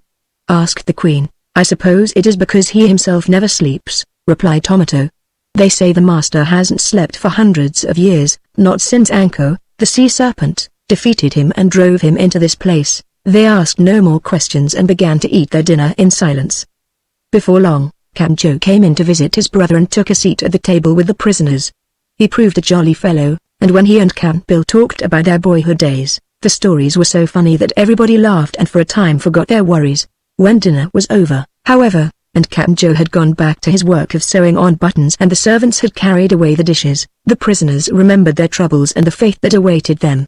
I am much disappointed, said the Queen, to find there is no night here and that Zog never sleeps. It will make our escape more difficult. Yet we must make the attempt, and as we are tired and a great struggle is before us, it will be best for us to sleep and refresh ourselves. They agreed to this, for the day had been long and adventurous. So Cap'n Bill kissed Trot and went into the peony room, where he lay down upon his spongy couch and fell fast asleep. The mermaids and Trot followed this example, and I think none of them was much worried, after all, because they quickly sank into peaceful slumber and forgot all the dangers that threatened them. Chapter 17 The Queen's Golden Sword. Goodness me! Exclaimed Trot, raising herself by a flirt of her pink-scaled tail and a wave of her fins. Isn't it dreadful hot here? The mermaids had risen at the same time, and Cap'n Bill came swimming in from the peony room in time to hear the little girl's speech. Hot? Echoed the sailor. Why, I feel like the inside of a steam engine. The perspiration was rolling down his round, red face, and he took out his handkerchief and carefully wiped it away, waving his fishtail gently at the same time. What we need most in this room, said he, is a fan. What's the trouble, do you suppose? Inquired Trot. It is another trick of the monster Zog, answered the Queen calmly. He has made the water in our rooms boiling hot, and if it could touch us, we would be well cooked by this time. Even as it is, we are all made uncomfortable by breathing the heated air. What shall we do, ma'am? The sailor man asked with a groan. I expected to get into hot water before we've done with this foolishness, but I don't like the feel o' being parboiled, just the same. The Queen was waving her fairy wand and paid no attention to Cap'n Bill's moans. Already the water felt cooler, and they began to breathe more easily. In a few moments more, the heat had passed from the surrounding water altogether, and all danger from this source was over. This is better, said Trot gratefully. Do you care to sleep again? Asked the queen. No, I'm wide awake now, answered the child. I'm afraid if I goes to sleep again, I'll wake up a pot roast, said Cap'n Bill. Let us consider ways to escape, suggested Clea. It seems useless for us to remain here quietly until Zog discovers a way to destroy us. But we must not blunder, added Aquaine cautiously.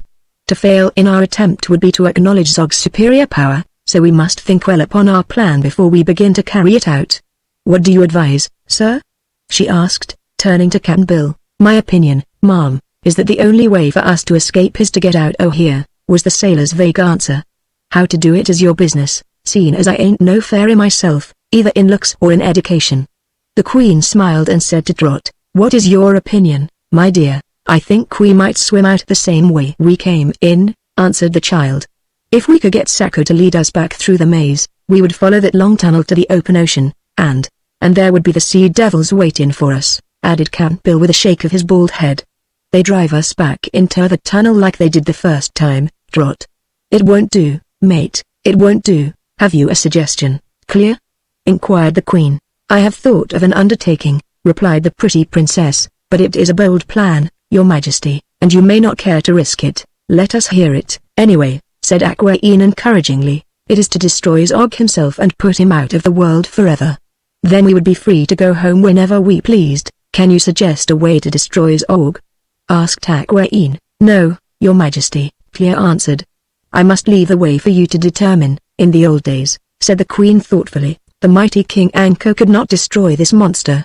He succeeded in defeating Zog and drove him into this great cavern, but even Anko could not destroy him. I have heard the sea serpent explain that it was because he could not reach the magician, returned Clea.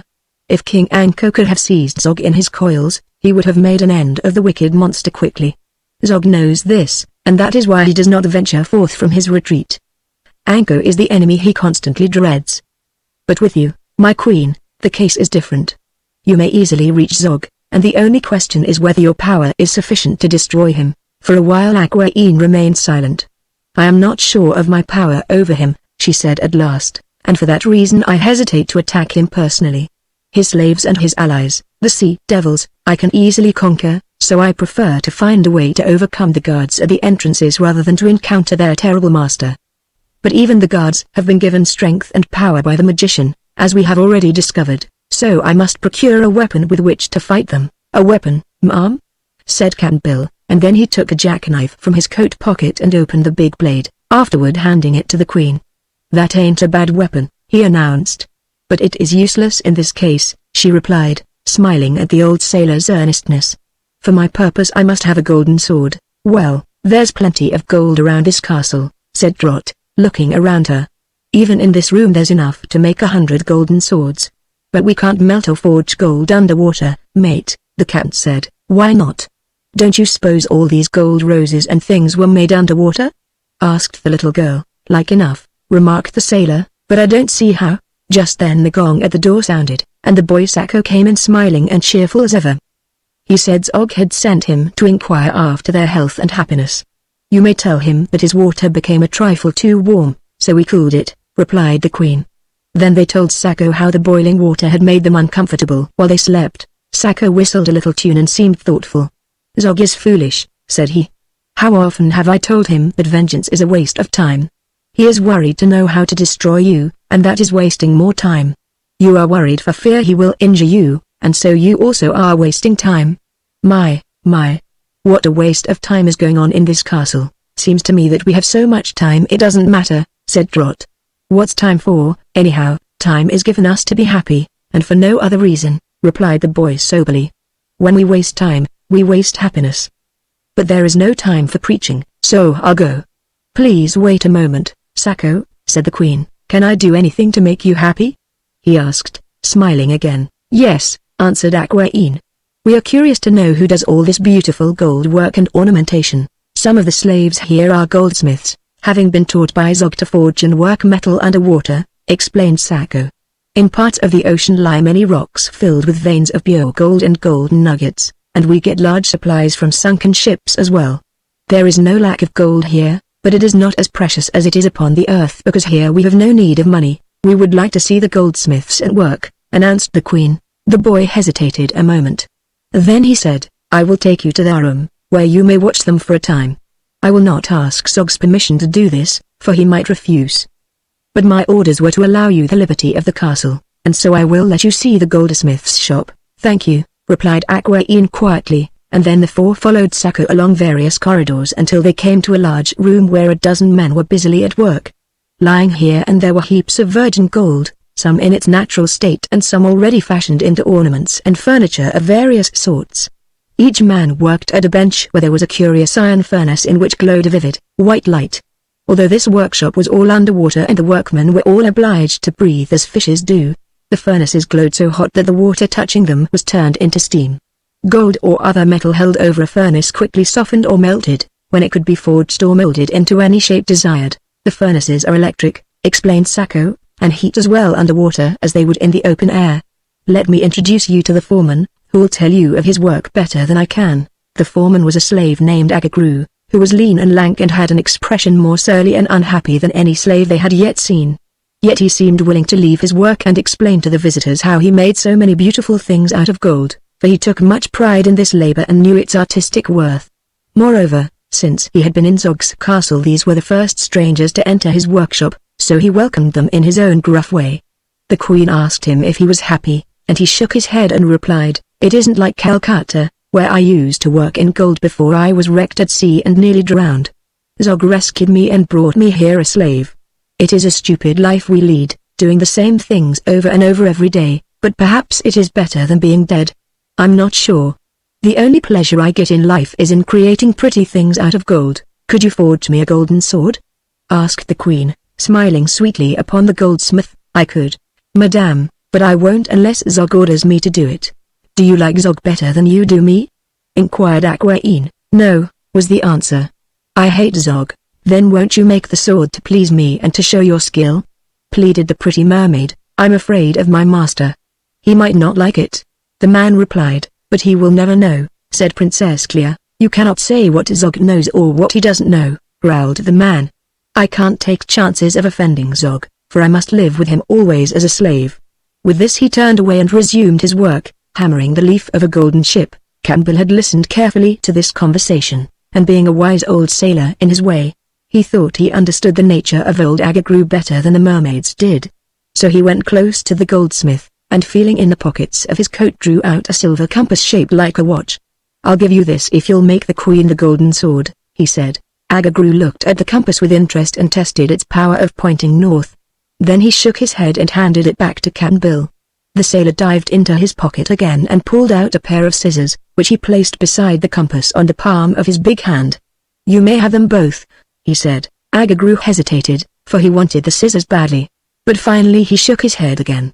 Campbell added a piece of cord, an iron thimble, some fishhooks, 4 buttons and a safety pin, but still the goldsmith would not be tempted. So with a sigh the sailor brought out his fine, big jackknife, and at sight of this Agagru's eyes began to sparkle. Steel was not to be had at the bottom of the sea, although gold was so plentiful. "All right, friend," he said. "Give me that lot of trinkets and I'll make you a pretty gold sword. But it won't be any good except to look at, for our gold is so pure that it is very soft." "Never mind that," replied Campbell. "All we want is the sword." The goldsmith set to work at once, and so skillful was he that in a few minutes he had forged a fine sword of yellow gold with an ornamental handle. The shape was graceful and the blade keen and slender. It was evident to them all that the golden sword would not stand hard use, for the edge of the blade would nick and curl like lead, but the queen was delighted with the prize and took it eagerly in her hand. Just then Sako returned to say that they must go back to their rooms, and after thanking the goldsmith, who was so busy examining his newly acquired treasure that he made no response, they joyfully followed the boy back to the rose chamber. Sako told them that he had just come from Zog, who was still wasting time in plotting vengeance. "You must be careful," he advised them, "for my cruel master intends to stop you from living, and he may succeed. Don't be unhappy, but be careful. Zog is angry because you escaped his Yelmaker and the falling stones and the hot water. While he is angry he is wasting time, but that will not help you. Take care not to waste any time yourselves." "Do you know what Zog intends to do to us next?" asked Princess Clea. "No," said Sako, "but it is reasonable to guess that, being evil, he intends evil. He never intends to do good, I assure you." Then the boy went away. "I am no longer afraid," declared the Mermaid Queen when they were alone. "When I have bestowed certain fairy powers upon this golden sword, it will fight its way against any who dare oppose us, and even Zog himself will not care to face so powerful a weapon. I am now able to promise you that we shall make our escape." "Good!" cried Trot joyfully. "Shall we start now?" "Not yet, my dear. It will take me a little while to charm this golden blade so that it will obey my commands and do my work. There is no need of undue haste, so I propose we all sleep for a time and obtain what rest we can. We must be fresh and ready for our great adventure." As their former nap had been interrupted, they readily agreed to Aquaine's proposal and at once went to their couches and composed themselves to slumber. When they were asleep, the fairy mermaid charmed her golden sword and then she also lay down to rest herself. Chapter 18 – For Liberty. Trot dreamed that she was at home in her own bed, but the night seemed chilly and she wanted to draw the coverlet up to her chin. She was not wide awake, but realized that she was cold and unable to move her arms to cover herself up. She tried, but could not stir. Then she roused herself a little more and tried again.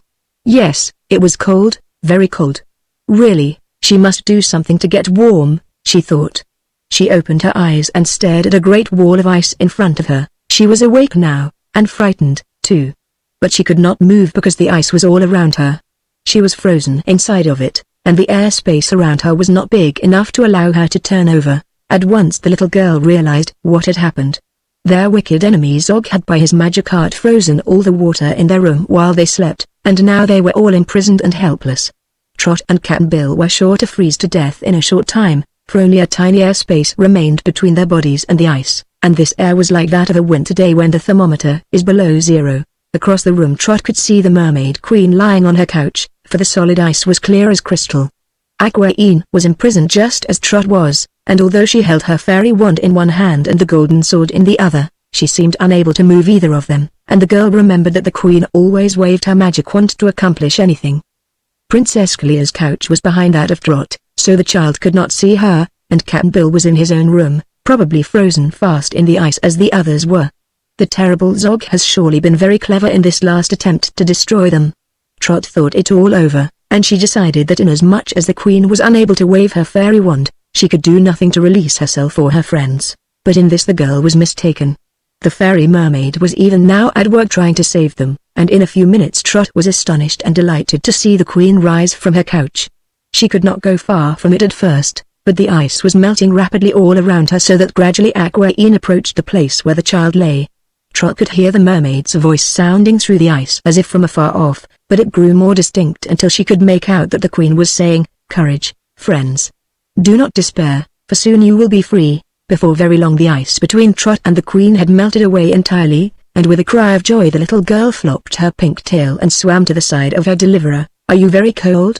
asked Aquaine. "And not very," replied Trot, but her teeth chattered and she was still shivering. "The water will be warm in a few minutes," said the Queen.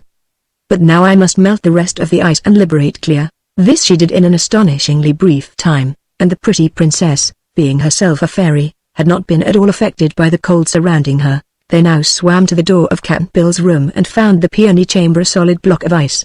The Queen worked her magic power as hard as she could, and the ice flowed and melted quickly before her fairy wand. Yet when they reached the old sailor, he was almost frozen stiff, and Trot and Clea had to rub his hands and nose and ears very briskly to warm him up and bring him back to life. Cap'n Bill was pretty tough, and he came around, in time, and opened his eyes and sneezed and asked if the blizzard was over.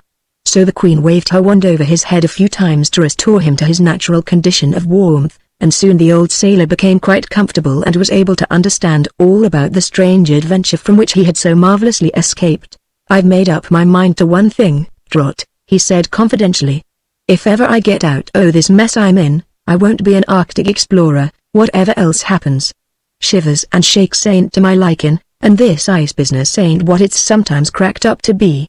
To be frizz once is enough for anybody, and if I was a gal like you, I wouldn't even wear frizzes on my hair." "You haven't any hair, Cap'n Bill," answered Trot, "so you needn't worry." The Queen and Clea had been talking together very earnestly. They now approached their Earth friends, and Aquaine said, "We have decided not to remain in this castle any longer. Zog's cruel designs upon our lives and happiness are becoming too dangerous for us to endure. The golden sword now bears a fairy charm, and by its aid I will cut a way through our enemies.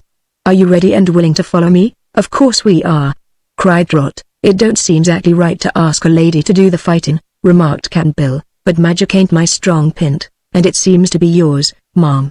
So swim ahead, and we'll wiggle the same way you do, and try to wiggle out of our troubles. If I chance to fail," said the Queen, "try not to blame me. I will do all in my power to provide for our escape, and I am willing to risk everything, because I well know that to remain here will mean to perish in the end." "That's all right," said Trot with fine courage. "Let's have it over with, then we will leave here at once," said Aquaine. She approached the window of the room and with one blow of her golden sword shattered the thick pane of glass. The opening thus made was large enough for them to swim through if they were careful not to scrape against the broken points of glass. The Queen went first, followed by Trot and Cap'n Bill, with Clea last of all. And now they were in the vast dome in which the castle and gardens of Zog had been built. Around them was a clear stretch of water, and far above, full half a mile distant, was the opening in the roof guarded by the Prince of the Sea Devils. The Mermaid Queen had determined to attack this monster. If she succeeded in destroying it with her golden sword, the little band of fugitives might then swim through the opening into the clear waters of the ocean. Although this Prince of the Sea Devils was said to be big and wise and mighty, there was but one of him to fight, whereas, if they attempted to escape through any of the passages, they must encounter scores of such enemies. "Swim straight for the opening in the dome," cried Aquaine, and in answer to the command, the four whisked their glittering tails, waved their fins, and shot away through the water at full speed, their course slanting upward toward the top of the dome. Chapter 19 King Anko to the rescue. The great magician Zog never slept. He was always watchful and alert. Some strange power warned him that his prisoners were about to escape. Scarcely had the four left the castle by the broken window when the monster stepped from a doorway below and saw them. Instantly he blew upon a golden whistle, and at the summons a band of wolf-fish appeared and dashed after the prisoners. These creatures swam so swiftly that soon they were between the fugitives and the dome, and then they turned and with wicked eyes and sharp fangs began a fierce attack upon the mermaids and the earth dwellers. Trot was a little frightened at the evil looks of the sea wolves, whose heads were enormous, and whose jaws contained rows of curved and pointed teeth. But Aquaine advanced upon them with her golden sword, and every touch of the charmed weapon instantly killed an enemy, so that one by one the wolf-fish rolled over upon their backs and sank helplessly downward through the water, leaving the prisoners free to continue their way toward the opening in the dome. Zog witnessed the destruction of his wolves and uttered a loud laugh that was terrible to hear. Then the dread monster determined to arrest the fugitives himself, and in order to do this he was forced to discover himself in all the horror of his awful form, a form he was so ashamed of and loathed so greatly that he always strove to keep it concealed, even from his own view. But it was important that his prisoners should not escape. Hastily casting off the folds of the robe that enveloped him, Zog allowed his body to uncoil and shoot upward through the water in swift pursuit of his victims. His cloven hoofs, upon which he usually walked, being now useless, were drawn up under him, while coil after coil of his eel-like body wriggled away like a serpent. At his shoulders two broad, feathery wings expanded, and these enabled the monster to cleave his way through the water with terrific force. Zog was part man, part beast, part fish, part fowl, and part reptile. His undulating body was broad and thin and like the body of an eel. It was as repulsive as one could well imagine, and no wonder Zog hated it and kept it covered with his robe. Now, with his horned head and its glowing eyes thrust forward, wings flapping from his shoulders and his illy body ending in a fish's tail wriggling far behind him, this strange and evil creature was a thing of terror even to the sea dwellers, who were accustomed to remarkable sights. The mermaids, the sailor and the child, one after another looking back as they swam toward liberty and safety, saw the monster coming and shuddered with uncontrollable fear. They were drawing nearer to the dome by this time, yet it was still some distance away. The four redoubled their speed, darting through the water with the swiftness of skyrockets. But fast as they swam, Zog swam faster, and the good queen's heart began to throb as she realized she would be forced to fight her loathsome foe. Presently Zog's long body was circling around them like a whirlwind, lashing the water into foam and gradually drawing nearer and nearer to his victims. His eyes were no longer glowing coals, they were balls of flame, and as he circled around them, he laughed aloud, that horrible laugh which was far more terrifying than any cry of rage could be. The queen struck out with her golden sword, but Zog wrapped a coil of his thin body around it and, wresting it from her hand, crushed the weapon into a shapeless mass. Then Aquaine waved her fairy wand, but in a flash the monster sent it flying away through the water. Cap'n Bill now decided that they were lost. He drew Trot closer to his side and placed one arm around her. "I can't save you, dear little mate," he said sadly. But we've lived a long time together, and now we'll die together. I knew, Trot, when first we saw them mermaids, as we'd never lived to tell the tale, said the child. But never mind, Cap'n Bill, we've done the best we could, and we've had a fine time, forgive me. Oh, forgive me, cried Aquaine despairingly.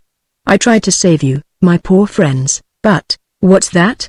Exclaimed the princess, pointing upward. They all looked past Zog's whirling body, which was slowly enveloping them in its folds, toward the round opening in the dome.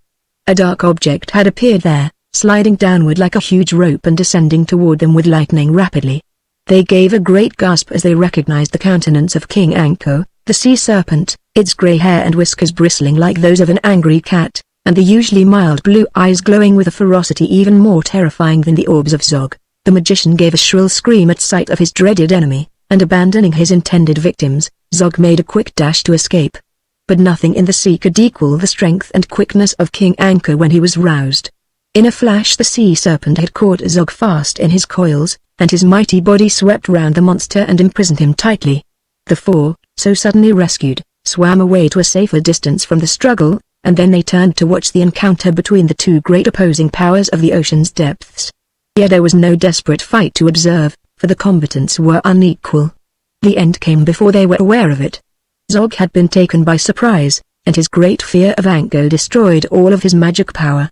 When the sea serpent slowly released those awful coils, a mass of jelly-like pulp floated downward through the water with no remnant of life remaining in it, no form to show it had once been Zog, the magician. Then Anko shook his body that the water might cleanse it, and advanced his head toward the group of four whom he had so opportunely rescued.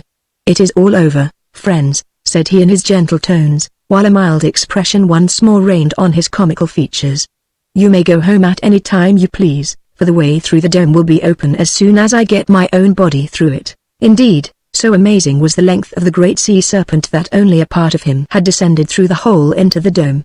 Without waiting for the thanks of those he had rescued, he swiftly retreated to the ocean above, and with grateful hearts they followed him, glad to leave the cavern where they had endured so much anxiety and danger. Chapter 20 The Home of the Ocean Monarch. Trot sobbed quietly with her head on Cap'n Bill's shoulder. She had been a brave little girl during the trying times they had experienced, and never once had she given way to tears, however desperate their fate had seemed to be. But now that the one enemy in all the sea to be dreaded was utterly destroyed and all dangers were past, the reaction was so great that she could not help having just one good cry, as she naively expressed it. Cap'n Bill was a big sailor man hardened by age and many adventures, but even he felt a lump in his throat that he could not swallow, try as hard as he might. Cap'n Bill was glad. He was mostly glad on Trot's account, for he loved his sweet, childish companion very dearly, and did not want any harm to befall her. They were now in the wide, open sea, with liberty to go wherever they wished, and if Cap'n Bill could have had his way, he would have gone straight home and carried Trot to her mother. But the mermaids must be considered.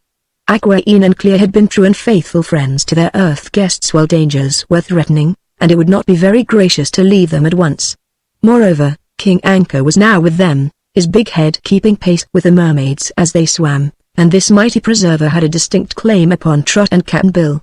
The sailor felt that it would not be polite to ask to go home so soon. If you people had come to visit me as I invited you to do, said the sea serpent, all this bother and trouble would have been saved. I had my palace put in order to receive the earth dwellers and sat in my den waiting patiently to receive you. Yet you never came at all. That reminds me, said Trot, drying her eyes, you never told us about that third pain you once had. Finally, continued Anko, I sent to inquire as to what had become of you, and Merla said you had been gone from the palace a long time and she was getting anxious about you. Then I made inquiries. Everyone in the sea loves to serve me except those sea devils and their cousins, the Octopi, and it wasn't long before I heard you had been captured by Zog. Was the third pain as bad as the other two? Asked Trot. Naturally this news disturbed me and made me unhappy, said Anko, for I well knew, my Aquaine, that the magician's evil powers were greater than your own fairy accomplishments. But I had never been able to find Zog's enchanted castle, and so I was at a loss to know how to save you from your dreadful fate. After I had wasted a good deal of time thinking it over, I decided that if the sea devils were slaves of Zog, the prince of the sea devils must know where the enchanted castle was located. I knew this prince and where to find him, for he always lay on a hollow rock on the bottom of the sea and never moved from that position. His people brought food to him and took his commands. so I had no trouble in finding this evil prince, and I went to him and asked the way to Zog's castle. Of course, he would not tell me. He was even cross and disrespectful, just as I had expected him to be, so I allowed myself to become angry and killed him, thinking he was much better dead than alive. But after the sea devil was destroyed, what was my surprise to find that all these years he had been lying over a round hole in the rock and covering it with his scarlet body. A light shone through this hole, so I thrust my head in and found a great domed cave underneath with a splendid silver castle built at the bottom. You, my friends, were at that moment swimming toward me as fast as you could come, and the monster Zog, my enemy for centuries past, was close behind you. Well, the rest of the story you know. I would be angry with all of you for so carelessly getting captured, had the incident not led to the destruction of the one evil genius in all my ocean. I shall rest easier and be much happier now that Zog is dead. He has defied me for hundreds of years, but about that third pain, said Trot. If you don't tell us now, I'm afraid that I'll forget to ask you. If you should happen to forget, just remind me of it, said Anko, and I'll be sure to tell you. While Trot was thinking this over, the swimmers drew near to a great, circular palace made all of solid alabaster polished as smooth as ivory. Its roof was a vast dome, for domes seemed to be fashionable in the ocean houses. There were no doors or windows, but instead of these, several round holes appeared in different parts of the dome, some being high up and some low down and some in between. Out of one of these holes, which it just fitted, stretched the long, brown body of the sea serpent. Trot, being astonished at this sight, asked, "Didn't you take all of you when you went to the cavern, Anko?" "Nearly all, my dear," was the reply, accompanied by a cheerful smile, for Anko was proud of his great length.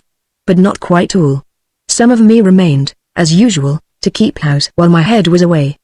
But I've been coiling up ever since we started back, and you will soon be able to see every inch of me altogether." Even as he spoke, his head slid into the round hole, and at a signal from Aquaine they all paused outside and waited. Presently there came to them 4 beautiful winged fishes with faces like doll babies. Their long hair and eyelashes were of a purple color, and their cheeks had rosy spots that looked as if they had been painted upon them.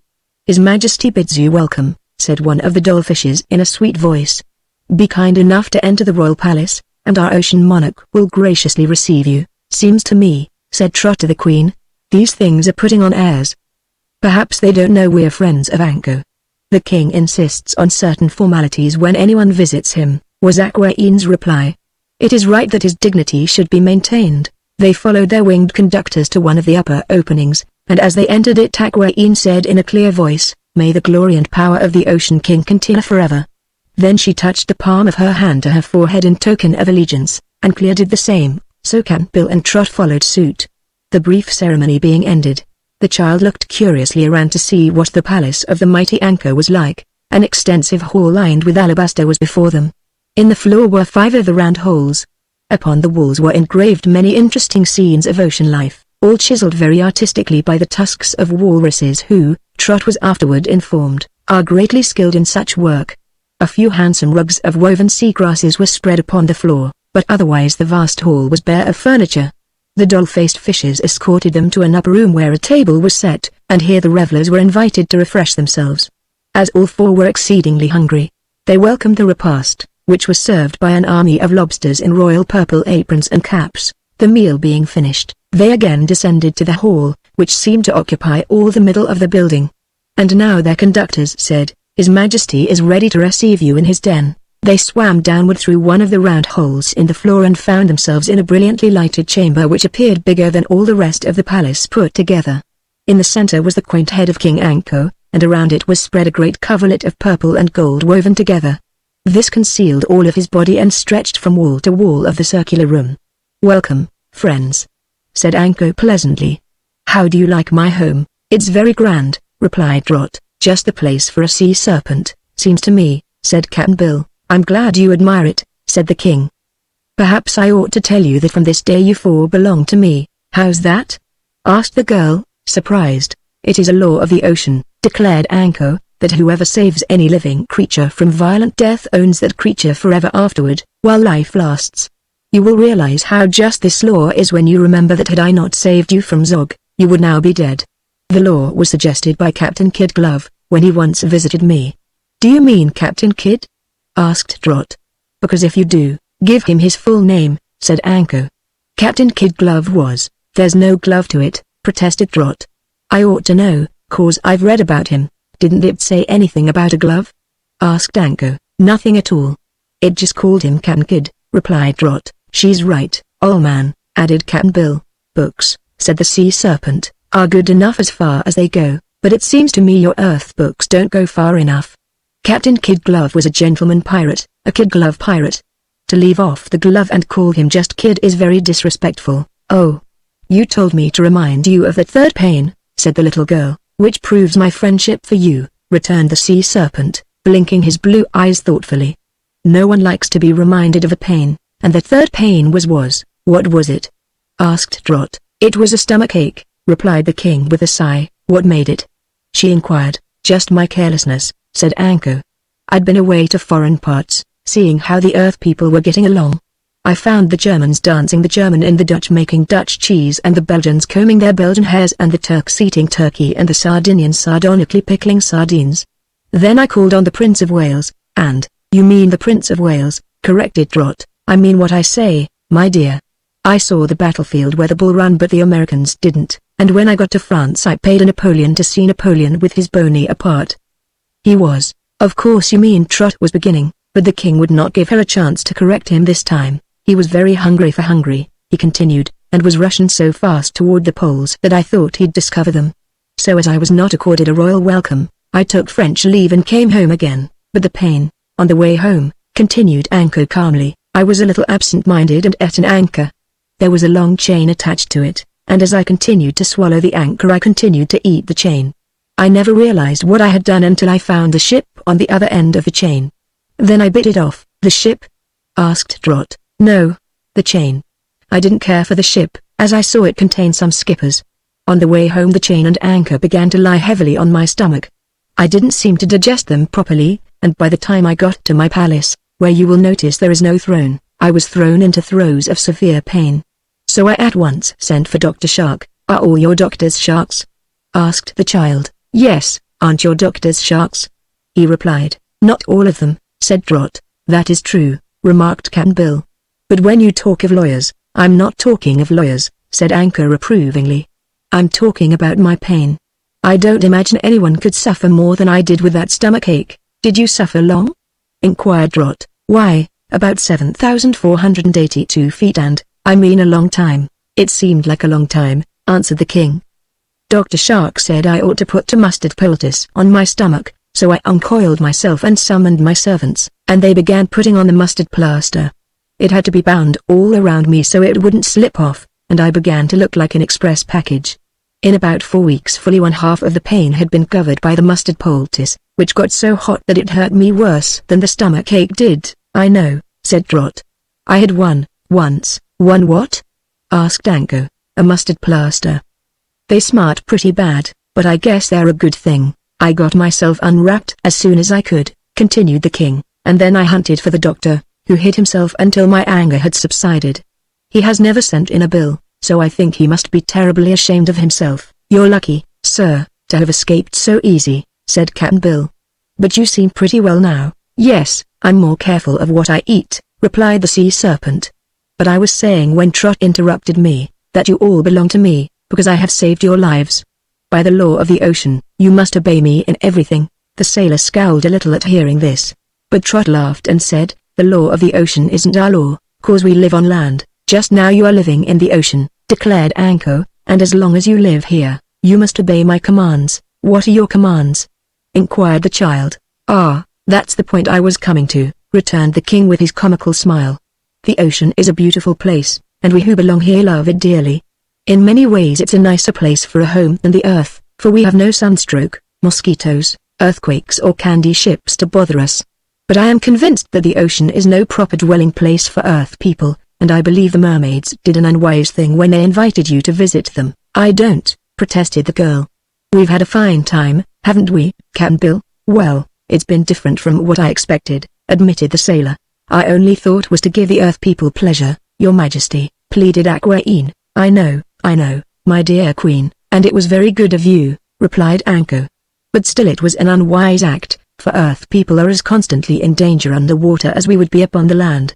So having won the right to command you all, I order you to take Little Mia and Cap'n Bill straight home, and there restore them to their natural forms.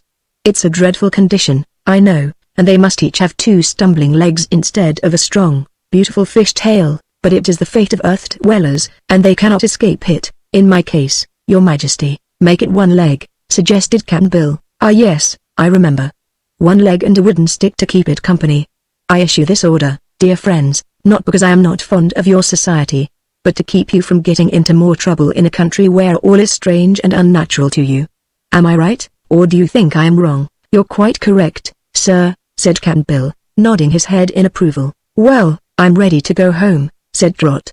But in spite of Zog, I've enjoyed my visit, and I shall always love the mermaids for being so good to me. That speech pleased Aquaine and Clea, who smiled upon the child and kissed her affectionately. We shall escort you home at once, announced the Queen. But before you go, said King Anko, I will give you a rare treat. It is one you will remember as long as you live. You shall see every inch of the mightiest sea serpent in the world, all at one time. As he spoke, the purple and gold cloth was lifted by unseen hands and disappeared from view. And now Cap'n Bill and Trot looked down upon thousands and thousands of coils of the sea serpent's body, which filled all the space at the bottom of the immense circular room. It reminded them of a great coil of garden hose, only it was so much bigger around and very much longer, except for the astonishing size of the Ocean King. The sight was not an especially interesting one, but they told old Anko that they were pleased to see him, because it was evident he was very fond of his figure. Then the cloth descended again and covered all but the head, after which they bade the king goodbye and thanked him for all his kindness to them. I used to think sea serpents were horrid creatures, said Trot, but now I know they are good and big, added Cap'n Bill, realizing his little friend could not find another word that was complimentary. Chapter 21 King Joe. As they swam out of Anko's palace and the doll-faced fishes left them, Aquaine asked, would you rather go back to our mermaid home for a time and rest yourselves, or would you prefer to start for Giant's Cave at once? I guess we'd better go back home, decided Trot.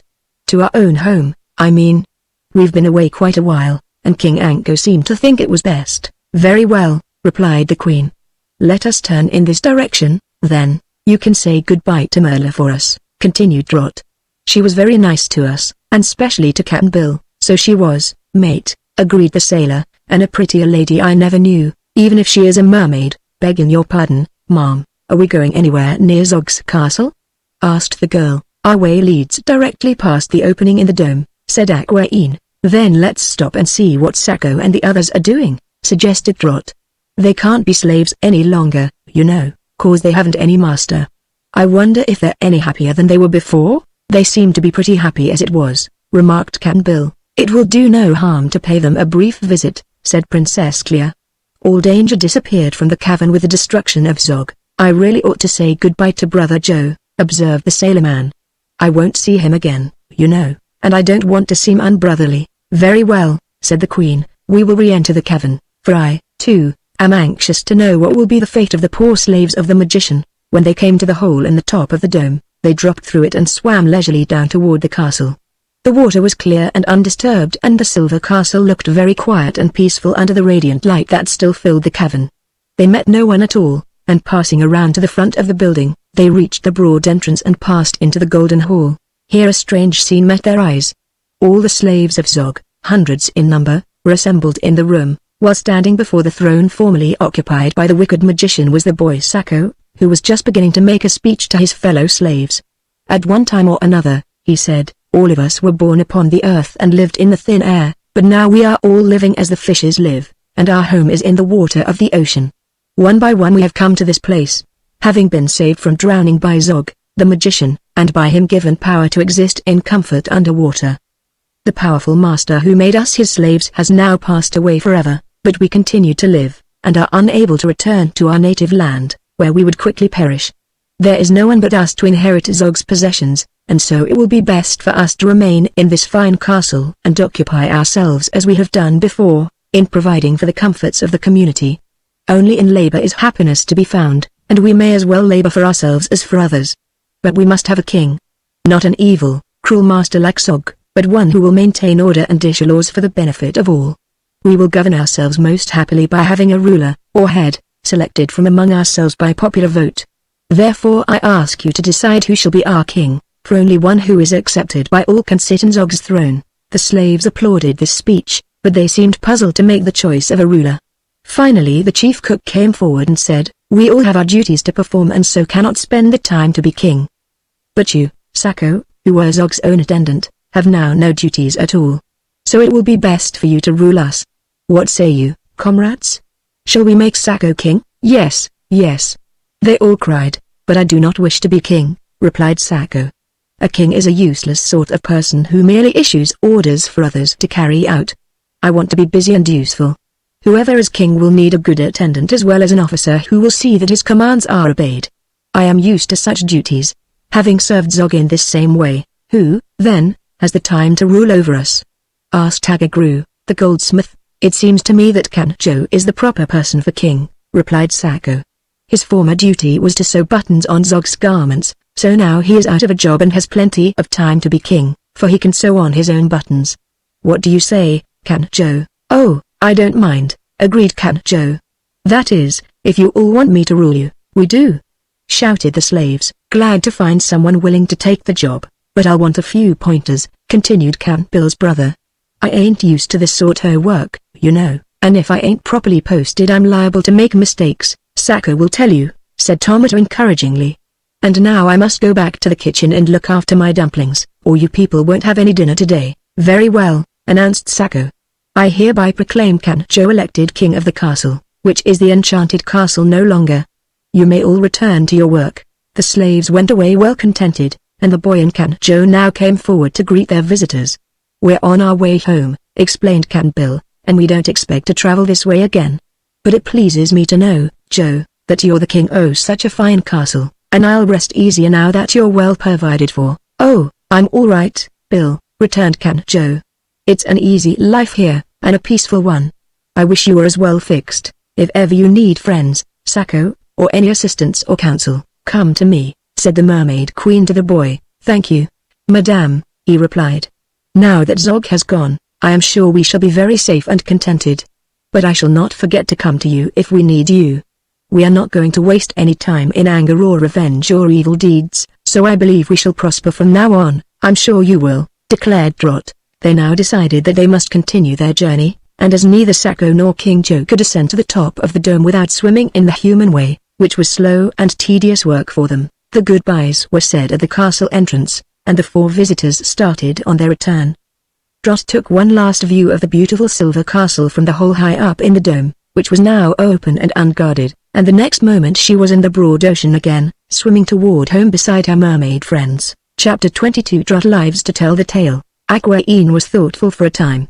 Then she drew from her finger a ring, a plain gold band set with a pearl of great value, and gave it to the little girl.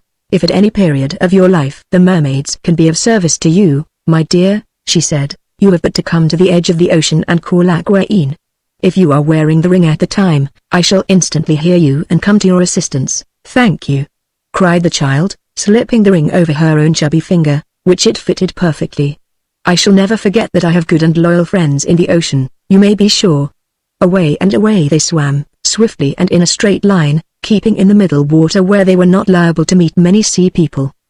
They passed a few schools of fishes, where the teachers were explaining to the young ones how to swim properly, and to conduct themselves in a dignified manner, but Trot did not care to stop and watch the exercises. Although the queen had lost her fairy wand in Zog's dome chamber, she had still enough magic power to carry them all across the ocean in wonderfully quick time, and before Trot and Cap'n Bill were aware of the distance they had come, the mermaids paused while Princess Clea said, "Now we must go a little deeper, for here is the giant's cave and the entrance to it is near the bottom of the sea." "What, already?" cried the girl joyfully, and then through the dark water they swam, passing through the rocky entrance, and began to ascend slowly into the azure blue water of the cave. "You've been awfully good to us, and I don't know just how to thank you," said Trot earnestly. "We have enjoyed your visit to us," said beautiful Queen Aquaine, smiling upon her little friend, "and you may easily repay any pleasure we have given you by speaking well of the mermaids when you hear ignorant earth people condemning us." "I'll do that, of course," exclaimed the child. "How about changing us back to our regular shapes?" inquired Cap'n Bill anxiously. "That will be very easy," replied Princess Clea with her merry laugh. "See. Here we are at the surface of the water." They pushed their heads above the blue water and looked around the cave. It was silent and deserted. Floating gently near the spot where they had left it was their own little boat. Cap'n Bill swam to it, took hold of the side, and then turned an inquiring face toward the mermaids. "Climb in," said the Queen. So he pulled himself up and awkwardly tumbled forward into the boat. As he did so, he heard his wooden leg clatter against the seat, and turned around to look at it wonderingly. "It's me, all right," he muttered. "One meat one, and one hickory one. That's the same as belongs to me. Will you lift me aboard?" asked Princess Clea. The old sailor aroused himself, and as Trot lifted up her arms, he seized them and drew her safely into the boat. She was dressed just as usual, and her chubby legs wore shoes and stockings. Strangely enough, neither of them were at all wet or even damp in any part of their clothing. "I wonder where our legs have been while we've been gone," mused Cap'n Bill, gazing at his little friend in great delight. "And I wonder what's become of our pretty pink and green scale tails," returned the girl, laughing with glee, for it seemed good to be herself again. Queen Aquaine and Princess Clea were a little way off, lying with their pretty faces just out of the water while their hair floated in soft clouds around them. "Goodbye, friends," they called. "Goodbye," shouted both Trot and Cap'n Bill, and the little girl blew 2 kisses from her fingers toward the mermaids. Then the faces disappeared, leaving little ripples on the surface of the water. Cap'n Bill picked up the oars and slowly headed the boat toward the mouth of the cave. "I wonder, Trot, if your ma has missed us," he remarked uneasily. "Of course not," replied the girl. "She's been sound asleep, you know." As the boat crept out into the bright sunlight, they were both silent, but each sighed with pleasure at beholding their own everyday world again. Finally Trot said softly, "The land's the best, Cap'n." "It is, mate, for living on," he answered. "But I'm glad to have seen the mermaids," she added. "Well, so am I, Trot," he agreed. "But I wouldn't have believed any mortal could ever have seen them." And Trot laughed merrily, and lived to tell the tale. She cried, her eyes dancing with mischief. "Oh, Cap'n Bill, how little we mortals know." "True enough, mate," he replied, "but we're a learnin' something every day."